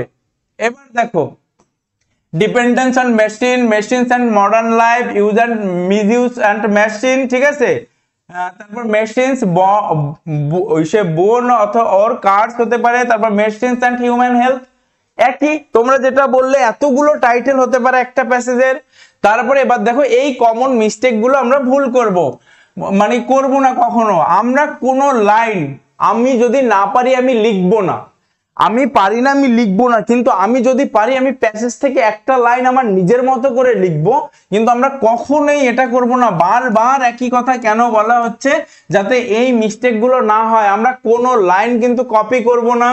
রাইটিং ইউর ওন ওপিনিয়ন, এই যে বঙ্কিম আমায় জিজ্ঞাসা করলো যে স্যার আমার টাইটেলটা দেখুন হয়েছে কিনা, কেন ও নিজে লিখেছে, ওর খুব ইচ্ছে যে ওর টাইটেলটা ঠিক হয়েছে কিনা সেটা দেখে ওকে আমি জানাই, তার জন্য আমি জানিয়েছি। তো সেই নিজস্ব ওপিনিয়নটাই কিন্তু তোমাকে লিখতে হবে, তোমার কনফিডেন্স থাকতে হবে আমি যেটা লিখছি সেটাই ঠিক হবে। বা কোনো একটা বন্ধু বললো আমি এটা না এটা লিখছি, তার মানে বন্ধুরটাই ঠিক সেটা না, বন্ধুরটাও ঠিক তোমারটাও ঠিক হতে পারে, বা আর একটা বন্ধুরটাও হবে, ঠিক আছে, কিন্তু নিজের মতো করে লিখতে হবে। Forgetting to give a title, এটা ভুললে কিন্তু হবে না, তোমাকে অবশ্যই কিন্তু টাইটেলটা মনে করে লিখতেই হবে, টাইটেলটা মনে করে লিখতে হবে। এবং এই টাইটেল লেখার পরও কিন্তু আমরা আন্ডারলাইন করব না। আমি রিপোর্ট রাইটিং এ বলেছি আমি কেন আন্ডারলাইন করব না, আমি যদি লিখি হেলদি লিখি, আমি হেলদি লিখছি, এখানে আন্ডারলাইন করলাম, আমার ওয়াই কেটে গেল, ঠিক আছে। আমি হ্যাপি লিখছি, আমি এখানে আন্ডারলাইন করি, যখন আমরা একটুখানি মিশিয়ে করি তাহলে আমার পি কেটে যাচ্ছে, এটাকে যিনি খাতা দেখবেন তিনি ভাবতে পারেন তুমি কেটে দিয়েছো। তো সুতরাং এখানেও আমরা কি করব না, আমরা আন্ডারলাইন করব না, আমরা টাইটেল লিখবো, টাইটেল লিখে তার সামনে আমরা শুধু সুন্দর করে লিখে দেব, ঠিক আছে। তারপর changing the meaning of the author, আমরা অথর যেটা বলেছে তার মিনিং বা অর্থ কখনোই কি করব না, চেঞ্জ করব না, একই রাখবো, ঠিক আছে, একই রাখবো, আমরা কি করব, একই রাখবো, হ্যাঁ। তারপরে দেখো using slang or very difficult words, এগুলো আমরা কখনো ইউজ করব না। স্ল্যাং মানে হচ্ছে বাজে ভাষা, গালাগালি বা খারাপ জিনিস, এবং ভেরি ডিফিকাল্ট বা টাফ ওয়ার্ডস, যেই ওয়ার্ডগুলো বেশি টাফ সেই ওয়ার্ডগুলো ব্যবহার করব না। আমরা যখন সাধারণত নিজেরা কথা বলি বা নিজেদের মতামত প্রকাশ করি তখন আমরা কিন্তু খুব সহজ সুন্দর সাধারণ ভাষায় কথা বলি। তো আমরা যখন লিখছি কিন্তু আমার নিজের ভাষায়, আমি নিজে যেটা বুঝেছি, তো সেই আমার ভাষাটা যেমন সহজ, আমার ভাষাটা যেমন সুন্দর, আমার ভাষাটা যেমন সরল, সেই ভাষায় আমি লিখবো। যেমন আমার তোমার কথা শুনে যেমন তোমার একটা বন্ধু বলে তুই খুব সুন্দর কথা বলিস, বা কোনো বান্ধবী বলে হ্যাঁ গো তুমি কিন্তু সুন্দর কথা বলো, বা কোনো বন্ধু বলে বান্ধবীকে হ্যাঁ তুমি খুব সুন্দর কথা বলো, তুই খুব সুন্দর কথাটা তুমি যেমন সহজ এবং সিম্পল ভাষায় বলো, ওই সহজ এবং সিম্পল ভাষাটাই আমরা বজায় রাখবো যখন আমরা প্রেসি লিখবো। ঠিক আছে, মাথায় থাকে যেন সবার। আরেকটা কি করব দেখো, রিভিশন করব। আমরা কি রিভিশন করব? লেখার পরে আন্ডারস্ট্যান্ড এভরিথিং, ফাইন্ড করব মেইন আইডিয়া পেয়েছি কিনা, রিমুভ করব যদি এক্সট্রা কিছু থাকে সেটাকে অমিট করব, তারপর লিখব নিজের ওয়ার্ডে, চেক করব কি গ্রামার আর টোন, আর টাইটেল দেব শর্ট ক্যাচি নেম। ঠিক আছে, এই যে না ইসে ও প্রোস এন্ড কন লিখেছে, খুব ক্যাচি একটা কিন্তু টাইটেল দিয়েছে, মানে যেটা সহজে ক্যাচ করে, ওই ব্যাপারটা কিন্তু আমাদের সবাইকে কি করতে হবে, মাথায় রাখতে হবে। ঠিক আছে, হ্যাঁ সন্দীপ মন্ডল গুন্ডান বেটে ফেগো message, press is not only shorting. ঠিক আছে, তুমি শুধু শর্ট করছো না, একটা প্রেসি মানে আমি যে সামারাইজ করছি, যে অনেকের ধারণা, ধরো অনেকের ধারণা যে এই প্রেসিটা পরীক্ষায় এসছে, এখান থেকে আমি এই এই 3টে লাইন লিখে দিলাম, ঠিক আছে শর্ট হয়ে গেল, আমার প্রেসি হয়ে গেছে, তা নয় কিন্তু। প্রেসি মানে হচ্ছে শুধু শর্ট করা নয়, ঠিক আছে, এটাকে রিস্ট্রাক্ট করা, মানে রিস্ট্রাকচারিং করা উইথ ক্লারিটি। এটাকে আমি পুনরায়, মানে আমার এই একই জিনিসটা থাকবে, কিন্তু আমি আমার মতো আমার ভাষায় এইটুকুর মধ্যে আমি পুনরায় পরিষ্কারভাবে সংক্ষেপে কি করব, উইথ ক্লারিটি আমি কি করব, প্রকাশ করব। এটাই হচ্ছে কিন্তু প্রেসি। ঠিক আছে, এবার দেখো প্রেসির জন্য আরো এক্সাম্পল আছে, কিন্তু আমরা আরো কিন্তু করব প্রেসি। হ্যাঁ দেখো এর জন্য কি করতে হবে, নিউজ পেপার এডিটোরিয়াল। সামনে 2 মাস পরীক্ষা আছে, কারো যদি বিড়ি সিগারেট খাওয়ার অভ্যেস থাকে, বা কারো কোনো ব্যাড হ্যাবিটস থাকে, বা কারো না থাকে, যদি পারো সামনে 2 মাস টাইম আছে, বেশি তো টাইম নেই, অন্তত সপ্তাহে একটা না পড়ো অন্তত 2টো, মানে 2টো না পড়ো অন্তত একটা দিন বা 2টো দিন তুমি কি করবে, হিন্দু অথবা টেলিগ্রাফ, হিন্দু অথবা টেলিগ্রাফই আমি তোমাদের সাজেস্ট করব। এটা নেবে, এটা নিয়ে এখান থেকে তুমি যে কোনো একটা মানে অনুচ্ছেদ পড়বে। নিউজ পেপারে দেয়া থাকে, তোমরা নিউজ পেপার কম বেশি সবাই পড়েছো, পড়ার পরে তুমি সেটা থেকে কি বুঝতে পারলে সেটা তুমি নিজের ভাষায় নিজের মতো করার লেখার চেষ্টা করবে, অন্তত 100 ওয়ার্ডে। ঠিক আছে, অন্তত 100 ওয়ার্ডে লেখার কি করবে, নিজের মতো নিজে চেষ্টা করবে, এটা তোমাদের করতে হবে। ঠিক আছে, ইভেন তুমি যদি চাও যে আমি নিউজ পেপার কিনবো না, বা স্যার আমার পক্ষে কেনা সম্ভব নয়, হিন্দু আমি পাচ্ছি না, আমার বাড়ির কাছে নেই, বা আমি টেলিগ্রাফ পাচ্ছি না, সেটা টাইমস অফ ইন্ডিয়া নিতে পারো। ঠিক আছে, যে কোনো নিউজ পেপার তুমি নিতে পারো, তবে এটা যদি নিতে পারো সবচেয়ে বেস্ট আমি বলবো। এখান থেকে তুমি নেয়ার পরে দেখো এটাই কি কি জায়গায় হেল্প হবে, তুমি যখন রিপোর্ট রাইটিং করছো, রিপোর্ট রাইটিং এ তোমার হেল্প হচ্ছে নিউজ পেপার যখন নিউজ পেপার পড়বে তুমি, রিপোর্ট রাইটিং এ হেল্প হবে, রিপোর্ট রাইটিং এ হেল্প হবে। ঠিক আছে, দেখো রিপোর্ট রাইটিং এ হেল্প হবে, আর কিসে হবে, রিপোর্টে হবে, প্রেসিতে হবে, ট্রান্সলেশনে হবে।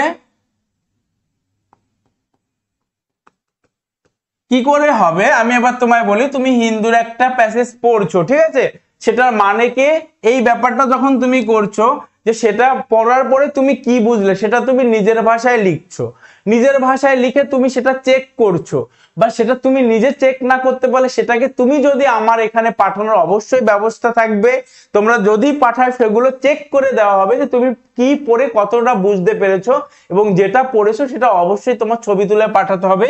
সেই ব্যাপারটা যখন হচ্ছে, বা তুমি যখন সেটাকে রিকারেকশন করছো বা ঠিক করছো, তখন কিন্তু তুমি একটা রিপোর্ট যখন লিখবে, রিপোর্টটা আমরা যখন একটা সেন্ট্রাল আইডিয়া দিয়ে শুরু করি, তারপর ওর বডিটা লিখি, তারপর ওর কনক্লুশন পার্টটা লিখি, তাহলে এখানে যখন আমি হিন্দু নিউজ পেপার থেকে একটা অনুচ্ছেদ নিয়ে এই জায়গাগুলো আমার কি করছি, মানে উন্নত করছি, তখন এই জায়গায় রিপোর্ট লিখতে কিন্তু আমার খুব সহজ হয়ে যাচ্ছে ব্যাপারটা। সেখানেও আমি নিজের ভাষায় আমাকে লিখতে হচ্ছে, অবজেক্টিভিটি বজায় রাখতে হচ্ছে, সেখানে আমরা পার্সিয়ালিটি করতে পারি না, পার্সিয়াল মানে নিরপেক্ষভাবে লিখতে হবে। ঠিক আছে, পার্সিয়ালিটি করা চলবে না সেখানে।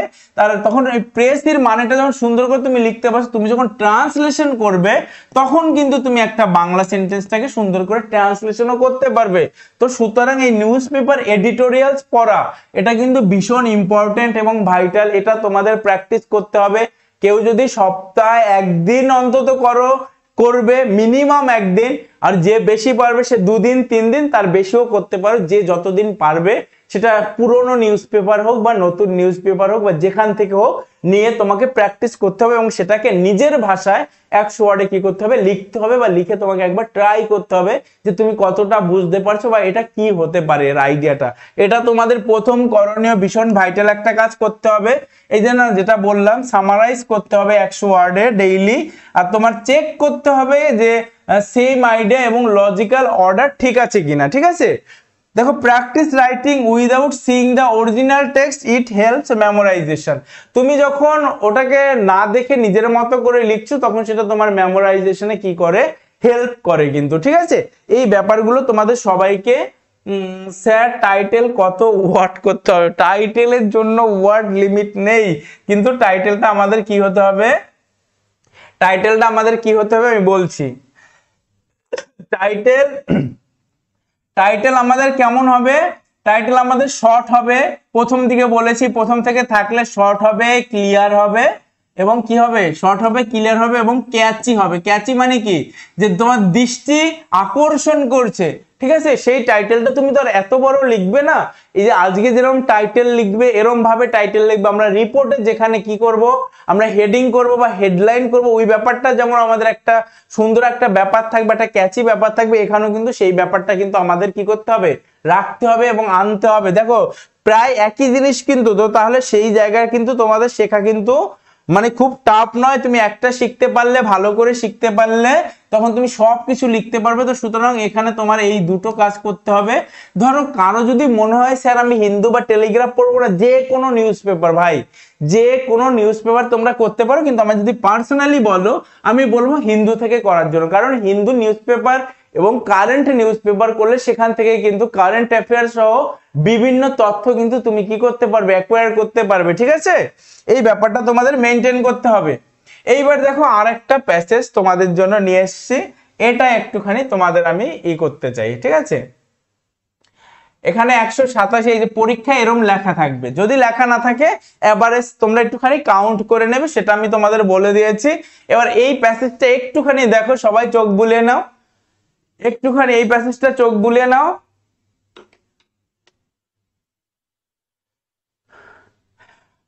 পার্সোনালি সেন্ড করতে হবে না, এই সেন্ড করার ব্যাপারটা আমি তোমাদের বলবো। এখানে তোমাদের তো খাতা চেক করা হবে, আমি তো তোমাদের প্রেসি বা রিপোর্ট লিখতে দেবো, সেই ব্যাপারগুলো তোমরা কে কেমন পারছো সেটা তো চেক করা হবে, এবং তার জন্য অবশ্যই কোনো উপায় আছে, আমি ইনস্ট্যান্ট এখন বলতে পারছি না, সেটা তোমাদের জানানো হবে। ঠিক আছে,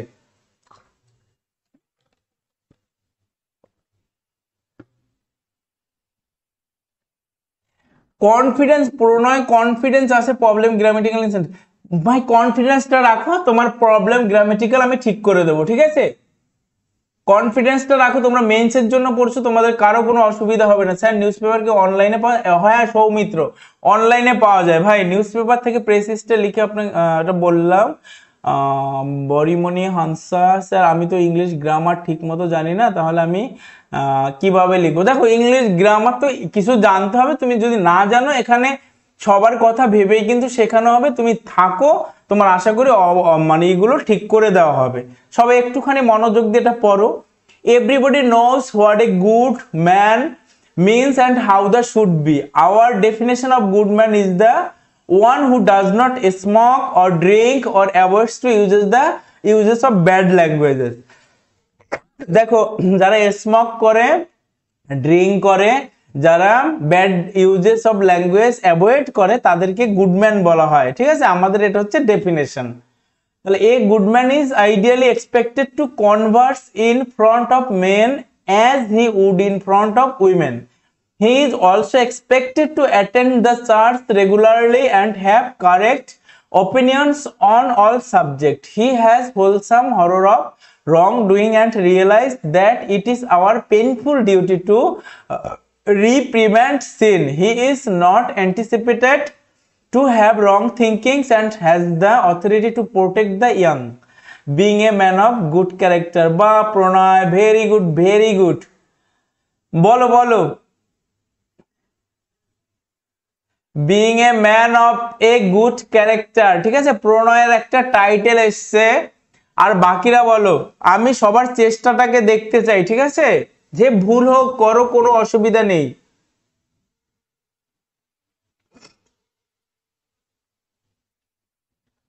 বাকিরা প্রত্যেকে একবার পড়ো, ধীরে সুস্থে পড়ো, পড়ে বলো।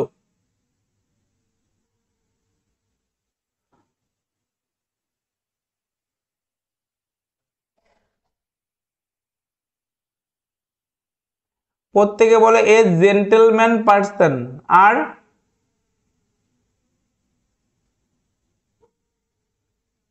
খুব সহজ একটা জিনিস, একটুখানি ভাবো, এন আইডিয়াল পার্সন, এটা একটা আইডিয়াল পার্সনের, তুমি বলো, তারপর আরো বলো definition of a good man. একটুখানি মানে এখানে কি ফুটিয়ে তুলছে, বা বা ভেরি গুড স্বরূপ, স্বরূপ, স্বরূপেরটা ভীষণ ভালো লাগলো দেখে। The characteristics of an ideal man, একদম তাই, the idealistic man characteristic. Suman খুব সুন্দর করেছে। The good person life, good person life, এটাও হতে পারে। বঙ্কিম বলছে a man with good morals, এটাও হতে পারে। কিন্তু মেইন যে জিনিসটা ফুটিয়ে এখানে দেখো, একটা গুড যে ম্যান, ঠিক আছে, গুড যে ম্যান, তার কি কি কি ফুটে উঠছে, তার ক্যারেক্টারিস্টিক ফুটে উঠছে বা তার ফিচার ফুটে উঠছে, ঠিক আছে। তাহলে কোনটা তোমরাই বলো এবার, কোনটা চুজ করবে? এখানে তুমি পড়ার পরে কি বুঝতে পারছো যে আমরা যাকে গুড ম্যান বলি সেই গুড ম্যানটা কেমন হয় এবং তার যে কার্যকারিতা সেটা কি হয়, ঠিক আছে। এখানে এটা পড়ার পরে আমরা কি বুঝতে পারছি বলো? তোমরা এবার নিজেরা একটুখানি আমার কথাটা শুনে তারপরে ই করো, ঠিক আছে। তোমরা আমার কথাটা শোনো, আমার কথাটা শুনে তারপরে তোমরা নিজেরাই বলো। হ্যাঁ, qualities of an ideal man. বা তাহলে এখানে আমরা যে লেখাটা পড়লাম, আমি একবার পড়লাম, তোমরা শুনেছো, তোমরা পড়লে, এখানে কি হয়েছে, একটা যে আমাদের সমাজে বা আমাদের সোসাইটিতে গুড ম্যান যাকে বলা হয় তার যা বৈশিষ্ট্য বা সে কি হয় বা সে কি করে সেই ব্যাপারগুলো বলা হয়েছে। তাহলে সহজ ভাষায় বা সহজভাবে আমাদের মাথায় সবার আগে এটাই আসবে যে একটা গুড ম্যানের মানে ক্যারেক্টারিস্টিক কি বা তার ফিচার কি, তার বৈশিষ্ট্য কি, সেই ব্যাপারটা। তো সেই জায়গা থেকে তোমরা যা সবাই কমেন্টস করেছো, the character of good man, moral character of an ideal man, become a man of beautiful character.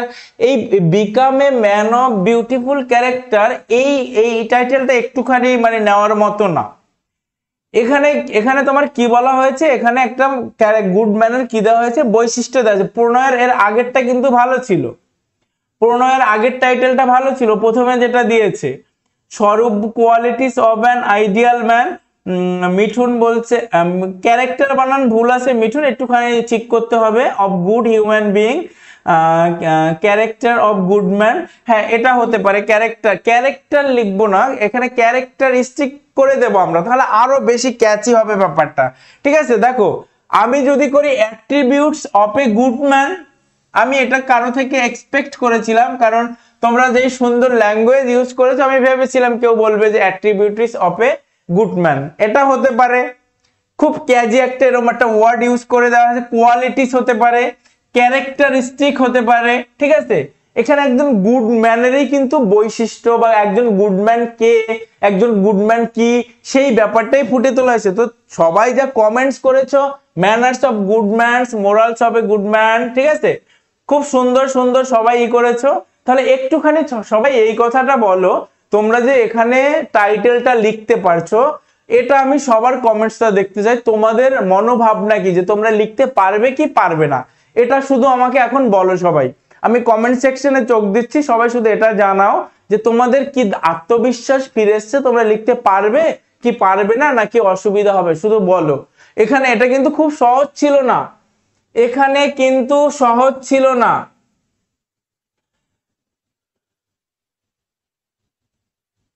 বা ভেরি গুড, ভুল থেকেই ভাই শিখতে হয়, ভুল থেকে একদম শিখতে হয়। আরিফের কিন্তু আমি কমেন্টস পাইনি, তোমরা এখন একটুখানি বলো।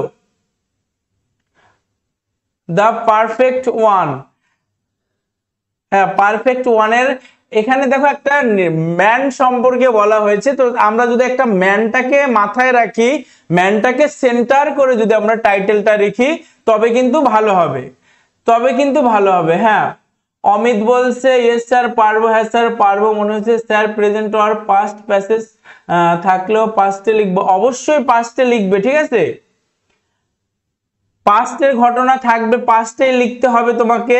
প্রণয় বলছে হ্যাঁ একদম 1% হয়ে যাবে, এ man of good quality sir, very good very good sir পারবো, অবশ্যই প্রত্যেকে পারবে। তোমাদের দেখো একটা জিনিস বলি, আমি আমি অ্যাকচুয়ালি তোমরা সামনে থাকো না, তোমরা না ভীষণ তোমাদের মুড সুইং হয় অনেকেরই, মানে আজকে তোমাদের যে জোশটা আছে ভাই, তুমি না প্রত্যেক দিন তুমি যেখানে ঘুমাও, যদি খাটে শুয়ে থাকো উপরটা দেখো, সেখানে তুমি লিখে রাখো যে আমার আজকে যে মনোভাবনা আছে, মুড আছে, এটা পরীক্ষার দিন পর্যন্ত থাক। তুমি ঘর থেকে বেরোবে, সেখানে বেরিয়ে রাখো যে আমি আমাকে চেঞ্জ করব না, আমার এই কটা দিন আমি আমার মতো করে মানে পড়াশোনা নিয়ে থাকবো। তুমি বাথরুমে যেখানে গিয়ে বসো 10 মিনিট, সেখানে সামনে একটা লিখে দাও ব্যানার, কি আছে, কে দেখবে, বাড়ির লোকেই দেখবে, দেখবে যে আমি পড়ছি, আমার আজকে যেই মানে ইয়েটা রয়েছে, জোশটা রয়েছে, আমি এটা বজায় রাখবো, ইভেন আমাকে পড়তে হবে, আমি যদি পড়ি, আমি যদি আমার জায়গা কমপ্লিট করি, আমার জন্য সবাই অপেক্ষা করবে। কিন্তু এখন যদি আমি ভাবি যে আমি পরীক্ষা পড়াশোনার জন্য কাউকে টাইম দিতে পারছি না, সে আমার জন্য থাকবে না, সে না থাকে ভাই থাকুক, তার দরকার নেই আমার জীবনে থাকার। তো সুতরাং এই জায়গাটা তোমাকে বজায় রাখতে হবে, তুমি আজকে যেইখানে আছো বা যেই কনফিডেন্স থেকে বলছো, সেই জায়গাটা কিন্তু তোমাদের অবশ্যই কিন্তু এই করতে হবে। কনফিডেন্স অভিজিৎ 100 বানাতে হবে, 50 রাখলে হবে না, ঠিক আছে, তবে কনফিডেন্স বেড়ে যাবে। দেখো তাহলে কি হয়েছে, a good man is one who is religious, ওখানে বলা হয়েছে যে একটা ভালো মানুষ, তার সে হচ্ছে ধার্মিক, disciplined and polite in speech, সে ভালোভাবে কথা বলে, he does not smoke, drink করে না, ইউজ কি করে না, খারাপ ল্যাঙ্গুয়েজ ইউজ করে না, হি ট্রিটস এভরিওয়ান ইকুয়ালি, সে সবার সাথে ভালো ব্যবহার করে বা সমান ব্যবহার করে, অ্যাভয়েড সিন, পাপকে সে অ্যাভয়েড করে, হেল্পস আদার, এবং অন্যদের সাহায্য করে। দেখো ল্যাঙ্গুয়েজ দেখো কি ইজি, হি পারফর্মস, আমরা জানি থার্ড পারসন, এটা হি, তার সঙ্গে এস বা ইয়ের যোগ হয়, এখানে পারফর্ম ভার্ব তার সঙ্গে এর যোগ হয়েছে। যে গ্রামারে উইক, যে বোঝো না, সে বলবে, তাকে বোঝানো হবে যে গ্রামার কোথায়, কেন কোনটা হলো জিজ্ঞাসা করবে, বলে দেওয়া হবে। His duties sincerely both in personal and social life, stays patriotic and sets a moral example for the younger generation। এখানে 54 হলো, ঠিক আছে, এখানে 54 হয়েছে, এখানে 187 আছে, তো তাহলে এখানে একটু কম হয়ে গেছে। তো একটুখানি কম যদি হয়, তার মধ্যে যদি আমাদের মূল ভাবটা বা মূল যে ধারণা সেটা যদি ফুটে ওঠে, তাহলে কিন্তু সেটা কিন্তু মানে গ্রহণযোগ্য নয় তা নয়, এর মধ্যেই পুরো ব্যাপারটা ফুটে উঠেছে। আর একটা টাইটেল যদি আমি রাখি qualities of a good man, আবার একটা রাখতে পারি characteristics of a good man, ঠিক আছে, এটা আমরা করতেই পারি, বা ওরমা নানান টাইটেল আমরা অ্যাড করতে পারি। তাহলে দেখো এখানে আবার একই জিনিস, একই ভাবনা, একই জিনিস, এবং এক সহজভাবে পরিষ্কারভাবে এখানেও লেখা হয়েছে a good man avoids smoking, আমরা পড়েই বুঝতে পারছি যে গুড ম্যান সে স্মোকিং করে না, ড্রিঙ্কিং করে না, ব্যাড ল্যাঙ্গুয়েজ ইউজ করে না, ঠিক আছে। তাহলে একটা সেন্টেন্সকে দেখো দুই ভাবে লেখা হয়েছে, তাহলে কি নিজের ভাষায় সবটাই হয়ে গেছে যে he does not smoke, drink or use bad language, সে কি হয়, রিলিজিয়াস হয়, ডিসিপ্লিনড হয়, পোলাইট হয়। আর এখানে কি বলা হয়েছে যে a good man say smoking করে না, ড্রিঙ্ক করে না, ব্যাড ল্যাঙ্গুয়েজ ইউজ করে না, he treats everyone equally and holds correct moral views, he attends religious duties and regularly and prevents wrong doing, he protects and guides the young and performs his duties sincerely at home and work, patriotic and disciplined, he promotes good values and becomes a worthy example for the younger generation। তাহলে বলো এর মধ্যে জিনিসটা ফুটে উঠেছে কিনা? এই জিনিসটা তুমি যখন নিজে বাড়িতে বসে একটু প্র্যাকটিস করবে কোনো একটা নিউজ পেপারের তোমার নিয়ে, এডিটোরিয়াল নিয়ে, তখন তুমি বুঝতে পারবে এই জায়গাটা তোমার সুন্দর হবে। ভাই এটা হচ্ছে পরীক্ষায় মানে বেশি নাম্বার পাওয়ার টাফ মনে হলো সবচেয়ে সহজ একটা রাস্তা। যখন তোমার রিপোর্ট লিখতে হচ্ছে, একটা রিপোর্ট আমরা 3টে পার্টে ভাগ করে লিখছি, আমার অনেক কিছু খেয়াল করতে হচ্ছে। আর আমি যখন এই ব্যাপারটায় মাস্টার হয়ে যাব, এই ব্যাপারটা আমি মাস্টার হয়ে যাব, তখন আমি কি করব, আমি টাইটেল লিখব, আমি টাইটেল লিখবো, আমি এখানে প্রেসিজ লিখবো, আমি এখানে লেখাটা শেষ করে দেব 3 লাইনে। এখানে আমি ফুল স্টপ দেবো, এখানে আমি 20-তে কত পাবো, 18 পাবো, 20-তে আমি 15 পাবো, শুধু এইটুকু টাইমের মধ্যে। তাহলে আমি বাকি টাইমটা আমি অন্যদিকে কি করতে পারছি, আরো প্রপারলি ভালোভাবে করতে পারছি। তো এর জন্য আমাদের ক্যাচ করার ক্ষমতাটা বা ধরার ক্ষমতাটা বা পয়েন্ট আউট করার ক্ষমতাটা বাড়াতে হবে। কি করে বাড়াবো, সেটা আমরা নিউজ পেপার পড়বো, নিউজ পেপার পরে 100 ওয়ার্ডের মতো করে লিখবো এবং সেটা নিজের ভাষায় লিখবো এবং আমার কোথায় কি ভুল আছে সেগুলো আমি সেলফ চেক করব। আমি সবটাই ডিপেন্ড করব না যে স্যার আমাকে চেক করে দেবে তারপরেই করব, আমি নিজেও চেক করব, নিজেও শিখবো এবং স্যারও তোমাদের চেক করিয়ে দেবে, অবশ্যই আমি চেক করে দেব। এই ব্যাপারগুলো আমাদের কি করতে হবে, সবার মধ্যে কিন্তু মেনটেন করতে হবে এবং বজায় রাখতে হবে, তবেই কিন্তু তুমি একটা ভালো নাম্বার পাবে এবং ভালো জায়গা কিন্তু তোমার তৈরি হবে। ঠিক আছে,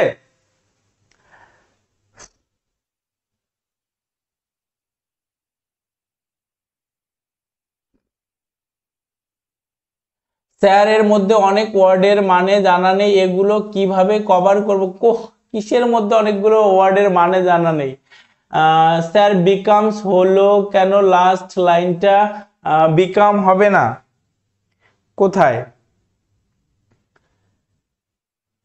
হি প্রমোটস গুড ভ্যালুস অ্যান্ড, ভাই এটা তো প্রেজেন্ট টেন্সে লেখা আছে, হি প্রমোটস। এখানে একটা মানুষ সম্পর্কে যখন আমি বর্ণনা করা হচ্ছে সেটা তো আমি প্রেজেন্ট টেন্সেই করব না, আমি একটা মানুষের ক্যারেক্টারিস্টিক বলা হচ্ছে, এখানে একটা মানুষের ক্যারেক্টারিস্টিক বলা হচ্ছে, এখানে প্রত্যেকটা প্রেজেন্ট টেন্স আছে, এখানে প্রত্যেকটা প্রেজেন্ট টেন্স। এই যে qualities of a good man, a good man, যখন আমরা দেখো পাস্ট টেন্সে কি, আমি যখন একটা কোনো রাইটারের প্যাসেজ পড়ছি যেখানে কোন একটা কিছু বর্ণনা করা হচ্ছে বা যেটা হয়ে গেছে সেখানে তো পাস্ট টেন্স। যখন আমরা বেশিরভাগ প্রেসির ক্ষেত্রে আমাদের পাস্ট টেন্সে লিখতে হবে, কিন্তু যেটা প্রেজেন্টের পরিপ্রেক্ষিতে সেটা প্রেজেন্ট টেন্সেই লিখবো। এটা তো একটা সিম্পল সাধারণ ধারণা।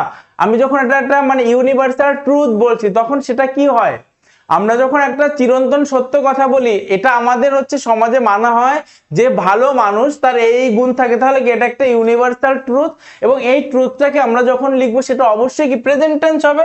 তাহলে দেখো এই গুড ম্যান অ্যাভয়েডস স্মোকিং, এখানে যে অ্যাভয়েড হচ্ছে ভার্ব, এই গুড ম্যান হচ্ছে কি একজন, সিঙ্গুলার এবং থার্ড পারসন, যার কারণে এখানে এস হয়েছে। ব্যাড ল্যাঙ্গুয়েজ, এখানে হি হচ্ছে থার্ড পারসন সিঙ্গুলার, ট্রিট হচ্ছে ভার্ব, তার সঙ্গে আমরা এস যোগ করেছি। আমরা জানি থার্ড পারসন সিঙ্গুলার নাম্বার হলে, আমরা কি করি, ভার্বের সঙ্গে এস বাই এস যোগ করে, এখানে এস যোগ করেছি। ঠিক আছে, ক্লিয়ার ভাই?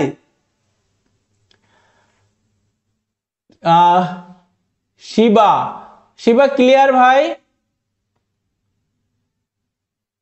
কোনো কোশ্চেন নেই কারো? বলো আজকের ক্লাসটা কেমন শিখলে বা কেমন লাগলো সবার কাছে, সবার কনফিডেন্সটা ঠিকঠাক আছে কিনা বলো, যে মানে পরীক্ষার আগে কমপ্লিট হবে, সব ঠিকঠাক ভাবে যেতে পারবে, এই ব্যাপারটার প্রতি কনফিডেন্স এসেছে কিনা, বা যেভাবে হতাশা হয়ে ছোটাছুটি করে কবে হবে করে দৌড়াদৌড়ি করছিল সেই জায়গাটা এসছে কিনা। আর তোমাদের বেশ কিছু ইম্পর্টেন্ট জিনিস দেওয়া হবে, সেই জিনিসগুলো কিন্তু পরীক্ষার আগে তোমরা পাবে, অবশ্যই পড়ার টাইম পাবে, সেগুলোই কিন্তু তোমাদের জন্য অনেকটা কাজ করবে। সেটা যখন দেওয়া হবে তখন তোমাদের এই ব্যাপারটা জানানো হবে কি দেওয়া হচ্ছে, কিন্তু তোমরা অপেক্ষা করবে সবাই, তোমাদের জন্য কিছু ম্যাজিক থাকবে। ঠিক আছে, তোমাদের জন্য একটু ম্যাজিক থাকবে। ওয়ার্ড স্টক বাড়ানোর জন্য আমাদের জীবনে অনেক ব্যবহার হয় এমন ওয়ার্ডের একটা লিস্ট দেবেন প্লিজ। তোমাদের যদি দরকার হয় যে আমাদের জীবনে ব্যবহার হয় এমন ওয়ার্ডের লিস্ট দরকার, আমি অবশ্যই দেব। সামনে ভাই মেইনসের পরীক্ষা কোনো ছেলে খেলা নয়, যার যেটা দরকার হবে বা যেভাবে দরকার হবে বা যেভাবে সম্ভব, তবে হ্যাঁ হুট করে বললে, এখন বললে আমি একটু পরে দিয়ে দেবো সেটা হয়তো হবে না, কারণ অনেক কিছু নিয়ে থাকতে হয়, অনেক কিছু করতে হয়, তো সেই জায়গাটা একটুখানি করতে হবে। হ্যাঁ, তুমি বললে এটা আমার মাথায় থাকবে যে সিম্পল যে ওয়ার্ডগুলো আমরা সাধারণত একটা প্রেসই লিখতে গেলে আমরা ইউজ করতে পারি, সেই ওয়ার্ডগুলোর লিস্ট চাইছো তো, যেগুলো যাতে করে তোমার লিখতে সুবিধা হয় বা নিজের মতো করে সাজাতে পারো, সেটা সাজানো হবে এবং শেখানো হবে।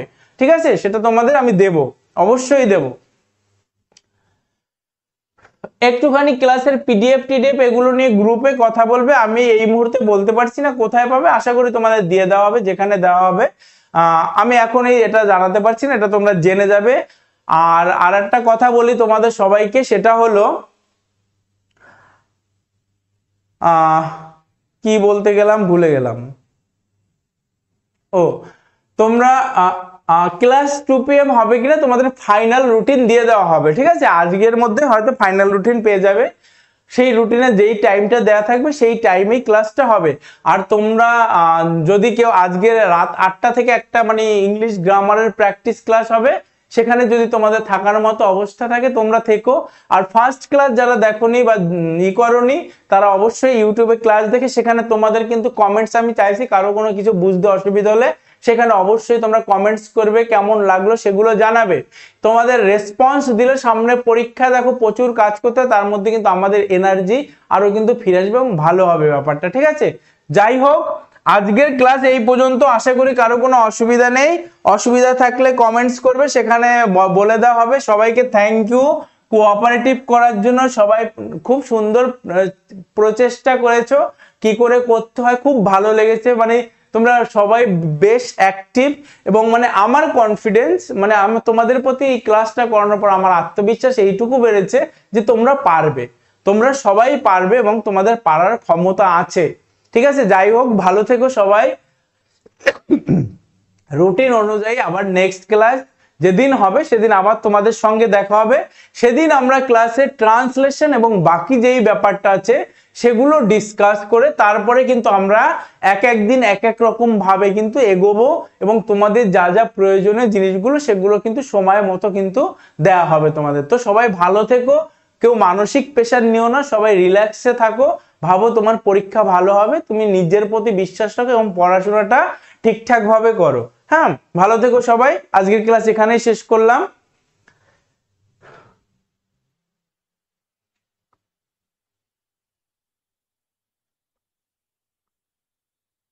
দীপু বলছে আমার টাইটেলটা একটু, দীপুর টাইটেলটা দেখি তারপর আমি ক্লাসটা বন্ধ করছি। দীপুর টাইটেল কোথায়? স্যার আমার টাইটেলটা দেখুন, দীপুর টাইটেল কোথায়?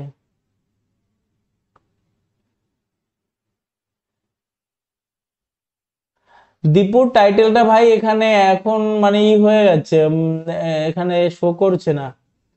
তুমি এসে কমেন্টস করো, আমি দেখে নেবো ভাই। সবাই ভালো থেকো।